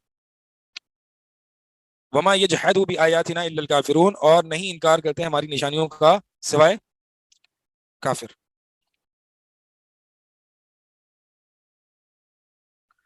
وما كنت تتلو من قبله من كتاب ولا تخطه بيمينك اذا لارتاب المبطلون. اور وما كنت تتلو، اور اس سے پہلے آپ نہیں تھے کتاب پڑھنے والے کوئی بھی. ولا تخطه، اور نہیں آپ لکھتے تھے بیمینک اپنے دائیں ہاتھ سے. اس وقت یہ مبتلون یعنی باطل لوگ ضرور شک کرتے، لیکن چونکہ آپ تو امی تھے. یہ اللہ کے نبی صلی اللہ علیہ وسلم، حافظ ابن کثیر کہتے ہیں کہ اللہ کے نبی صلی اللہ علیہ وسلم موت کے وقت تک امی ہی رہے. آپ سوچ سکتے ہیں وہ امی کتنا بڑا معجزہ ہے. وہ امی جو لکھنا پڑھنا نہیں جانتے تھے وہ دنیا کے استاد بنے. یہ ایک معجزہ ہے، واقعی معجزہ ہے. مطلب آج علم دیکھیں کتنا پڑھنے کو. یہ ان سب علوم کے استاد کون ہیں؟ رسول اللہ صلی اللہ علیہ وسلم. تھوڑے سے نبی علیہ الصلوۃ والسلام کی محبت میں جو لوگ جذباتی ہو جاتے ہیں نا، وہ کہتے ہیں نہیں نبی صلی اللہ علیہ وسلم امی نہیں تھے، اور پہلے تھے امی، نبوت سے پہلے، بعد میں امی نہیں تھے. کیونکہ وہ سمجھتے ہیں کہ امی یہ نبی صلی اللہ علیہ وسلم کی کوئی نعوذ باللہ کوئی تحقیر ہے. ایسا نہیں ہے، نشانی ہے. حدیبیہ کے موقع پر اللہ کے نبی صلی اللہ علیہ وسلم نے علی رضی اللہ تعالیٰ عنہ کو کہا کہ یہاں پہ جو ہے وہ محمد رسول اللہ مٹا دو، رسول اللہ مٹا دو. کیونکہ اس جو معاہدہ ہوا تھا سہل کون تھے وہ صحابی؟ سہیل بن عمرو رضی اللہ تعالیٰ عنہ سے جو معاہدہ ہوا تھا اس میں محمد رسول اللہ لکھا تھا. تو سہیل نے کہا کہ جو اس وقت مسلمان نہیں ہوئے تھے کہ اگر ہمیں تو اسی پہ تو اختلاف ہے ہمارا تو یہ مٹا دیں. تو علی رضی اللہ تعالیٰ عنہ کو حکم دیا اللہ کے نبی صلی اللہ علیہ وسلم نے کہ یہ مٹا دو. تو علی نے کہا میں نہیں مٹاؤں گا، میں اس بات کی ضرورت نہیں رکھتا کہ میں مٹا دوں. اللہ کے نبی صلی اللہ علیہ وسلم نے فرمایا کہ ٹھیک ہے مجھے دکھاؤ کہاں لکھا ہوا ہے، میں مٹاتا ہوں. یعنی پڑھ بھی نہیں سکتے تھے، رسول اللہ بھی نہیں پڑھ سکتے تھے، بتاؤ کہاں لکھا ہوا ہے، میں مٹاتا ہوں. امی تھے. اللہ کے نبی صلی اللہ علیہ وسلم نے فرمایا کہ ہم امی قوم ہیں، ہم لکھنا پڑھنا نہیں جانتے. اور یہ جو مہینہ ہے وہ ہا کذا یعنی کبھی 29 کا کبھی 30 کا، ہم حساب کتاب نہیں جانتے. تو یہ یعنی یہ ایک مسلمان کی تاریخ ہے جو آج مغرب کے علوم میں اپنی مروبیت تلاش کرتے ہیں اور اپنی عزت تلاش کرتے ہیں. عمر رضی اللہ تعالیٰ عنہ فرماتے ہیں کہ ہم وہ قوم ہے کہ اللہ تعالیٰ نے ہمیں اسلام کے ذریعے عزت دی. اسلام کے علاوہ اگر ہم کسی اور کے ذریعے عزت تلاش کریں گے تو اللہ تعالیٰ ہمیں واپس سے ذلیل کر دے گا. یہ کس موقع پر کہا تھا پتہ ہے آپ کو؟ کس موقع پر کہا تھا؟ ہاں، جب بیت المقدس میں انٹر ہو رہے تھے تو عمر رضی اللہ تعالیٰ عنہ نے جو ہے وہ کیچڑ آ رہا تھا راستے میں، تو عمر رضی اللہ تعالیٰ نے کیا کہا؟ چپلے اتار کے جو ہے وہ بغل میں ڈال دی. لوگ کہہ رہے ہیں امیر المومنین کیا کر رہے ہیں آپ دربار میں جا رہے ہیں بڑے لوگوں کے پاس. کہا کہ اس سے کچھ نہیں ہوتا، ہم جو ہے ہمیں اللہ تعالیٰ نے اسلام کے ذریعے عزت دی ہے، ان سے مروبیت نہیں ہوتی ہمیں. ٹھیک ہے، تو اگر ہم اسلام کے علاوہ کرے گا، یہ وہ لوگ تھے کہ جو اسلام میں اپنی اون کرتے تھے نا، پرائڈ لیتے تھے. آج کی طرح علوم سے اور دنیا داریوں سے اور پیسوں سے مروب ہو جاتے ہیں اور لوگوں کو بھی اس سے مروب کر رہے ہیں. ایسا نہیں ہے. تو یہ نبی صلی اللہ علیہ وسلم فرما رہے ہیں کہ آپ تو اس سے پہلے نہ کتاب جانتے تھے نہ لکھنا پڑھنا جانتے تھے. اگر یہ ہوتا تو پھر یہ جو باطل لوگ ہیں یہ آپ پر شک کرتے. یہ بڑی نشانی ہے اللہ کے نبی صلی اللہ علیہ وسلم. ٹھیک ہے، کچھ عمل بتا دیں، کیا عمل آج ہم نے سیکھے کچھ آیات سے؟ ان آیات سے کیا عمل سیکھے؟ پہلے تو مروب نہیں ہونا کفار کو دیکھ کے. بہت سے ہمارے جو ہے نا جو دین پڑھے ہوئے حضرات ہوتے ہیں نا، وہ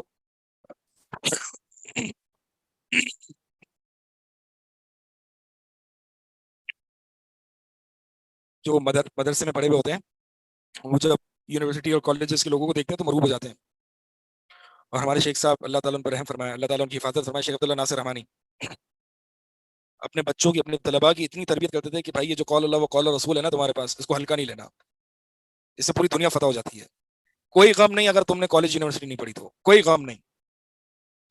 غم تو تب ہوتا کہ اگر کالج یونیورسٹی پڑھ لیتے اور قول اللہ و قول رسول نہ ہوتا.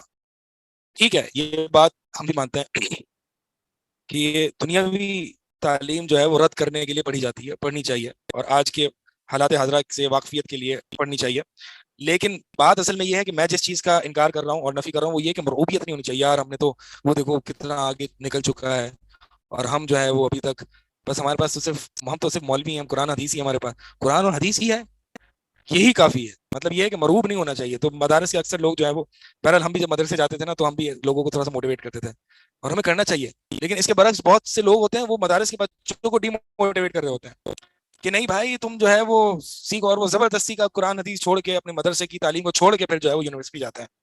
تو ہم بھی موٹیویٹ کر رہے ہوتے تھے کیونکہ ہم نے تو پڑھی ہے نا دنیا، ہم نے دنیا پڑھی. ہم بتا دیں کہ بھائی یہ جو تم جو پڑھ رہے ہو یہ بہت ہے، مروب نہیں ہونا ذرا بھی. سر مجھے ایک سوال کرنا ہے کہ ایسے مسلمانوں کو کیا جواب دینا چاہیے؟ سر میری آواز آ رہی ہے؟ جی آپ کی آواز آ رہی ہے، لیکن جو سوال کر رہی ہیں نا میرے سامنے خاتون، ان کی آواز نہیں آ رہی مجھے. تو آپ تھوڑا سا 1 منٹ بعد سوال کر لیں. وہ سوال کر رہی ہیں، مائک پہ سوال کریں تاکہ سب کو پتہ چلے آپ سوال کر رہے ہیں. شیخ میں یہ کہتی کہ کچھ لوگ جو ہے جیسے گھر والوں کی طرف سے ہی آتا ہے کہ دنیاوی علم بھی حاصل کرو، ورنہ جو قرآن حدیث جن کے پاس ہوتا ہے ان کو آج کل لوگ کم ہی سنتے ہیں. مطلب ڈگری کم ہونی سنتے ہیں چاہیے، یا یعنی ڈگری جس کے پاس ہوتی ہے اس کو زیادہ ویلیو ملتی ہے. ایسا نہیں ہے، ایسا نہیں ہے. عزت اور ذلت اللہ کے ہاتھ. دنیا پڑھنے سے عزت نہیں ملتی. عزت ان اکرمکم عند اللہ اتقاکم. عزت اس کو ملتی جس کو اللہ عزت دیتا ہے. اللہ کس کو دیتا ہے؟ جس نے زیادہ دنیا پڑھی ہوئی ہوتی ہے. میں یہ نہیں کہہ رہا، میں آپ کو ڈی موٹیویٹ نہیں کر رہا. جو لوگ دنیا پڑھ رہے ہیں پڑھنی چاہیے، اپنے معاشرے میں رہ کے دنیا، ان لوگوں کی اصلاح کرنی چاہیے. پھر آپ کی آڈینس ہی ہے. ٹھیک ہے، آپ دنیا نہیں پڑھیں گے تو جو لوگ دنیا پڑھ رہے ہیں ان کی اصلاح کون کرے گا؟ صحیح. سر مسلمان کے لیے دنیاوی علم بھی اتنا ہی ضروری ہونا چاہیے جیسے ہمارے اسلاف میں رہ چکا ہے. جو آج ہم بڑے بڑے مسلمان عالموں کا ذکر کرتے ہیں وہ اسی لیے کرتے ہیں کہ انہوں نے دنیاوی علم بھی حاصل کیا. مدرسے تک محدود تو نہیں کر سکتے علم کو. نہیں، یہ کس نے کہا؟ کس نے کہا؟ ہمارے علماء نے، بڑے بڑے امام احمد بن حنبل. اور دیکھیں پہلے جو ہے نا وہ علم کو سیکولرائز نہیں کیا تھا. یہ آج دنیاوی اور دینی علم ہے. پہلے ہوتا ہی یہ دینی علم تھا. اور جو بھی دنیاوی علم ہوتا تھا وہ دینی علم کی بنیادوں پر اور اصولوں پر قائم ہوتا تھا.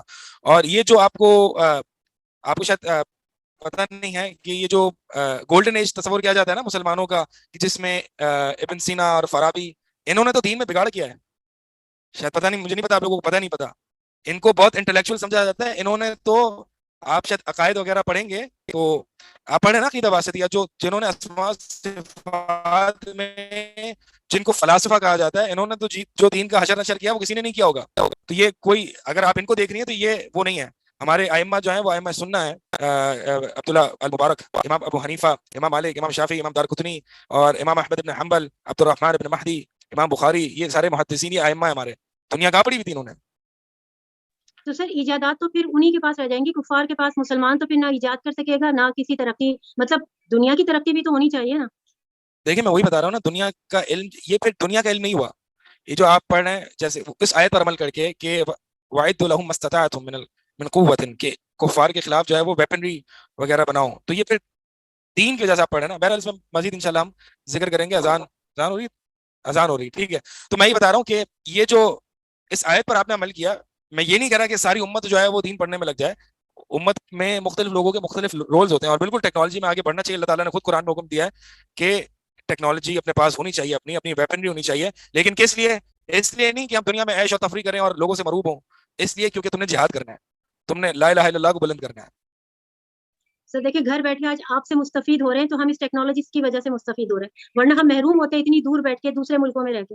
ہاں صحیح. میں صرف نفی کر رہا ہوں مروبیت کی، مروب نہیں ہونا ہے. ٹھیک ہے، صحیح رائٹ. یعنی مروب ہونا یہ ہے کہ مثال کے طور پر ایک شخص ہے اور بس وہ پوری زندگی جو ہے وہ قرآن حدیث کا علم حاصل کرتا رہا، اور وہ اس حسرت میں رہ گیا کہ یار میں نے جو ہے وہ دنیا کا علم حاصل نہیں کیا، اب تو میں دنیا میں چل نہیں پاؤں گا. تو ایسا نہیں ہے. جو ائمہ گزرے ہیں انہوں نے انقلاب برپا کیے ہیں. آپ دیکھیں نا ابھی تک جو دین کے کام جنہوں نے کیے ہیں، شاہ صاحب رحمہ اللہ جو شیخ عبداللہ ناصر رحمانی کے شیخ ہیں، انہوں نے جو توحید کا کام یہاں پہ سندھ میں کیا ہے، کہ انہوں نے کیا دین کا کام نہیں کیا؟ اس سے زیادہ کام کسی نے سندھ میں کیا توحید کا، توحید و سنت کا. علماء نے ہی کام کیا نا. بہت کم علماء ہیں جو دنیا کی فیلڈ میں پڑھے لکھے ہیں، بہت کم ہے، اور جو ہے وہ مفید ہے. میں یہ نہیں کہہ رہا کہ نہیں پڑھنا چاہیے، میں کہہ رہا ہوں کہ ایک بندہ سروائیو کر سکتا ہے اور اچھے طریقے سے سروائیو کر سکتا ہے اگر اس کے پاس دنیا کا علم نہیں ہے. تو مروب ہونے کی ضرورت نہیں ہے، میں یہ کہہ رہا ہوں. ٹھیک ہے جی. وہ صحیح ہے سر، رزق کا وعدہ تو اللہ کی طرف سے ہے، اور وہ رزق ڈگری سے نہیں ملتا. بڑے انجینئر ٹھوکرے کھاتے پھرتے ہیں، بڑے انجینئر کمپنیوں کے ڈائریکٹر ہوتے ہیں، وہ بالکل ٹھیک آپ نے کہا ہے. لیکن یہ دونوں علوم کے لیے بارک اللہ فیک. سر آپ سے بہت سیر حاصل گفتگو ہوتی ہے، اس لیے کچھ سوالات کر لیتے ہیں. اللہ آپ کو بہت جزاک اللہ. جزاک اللہ.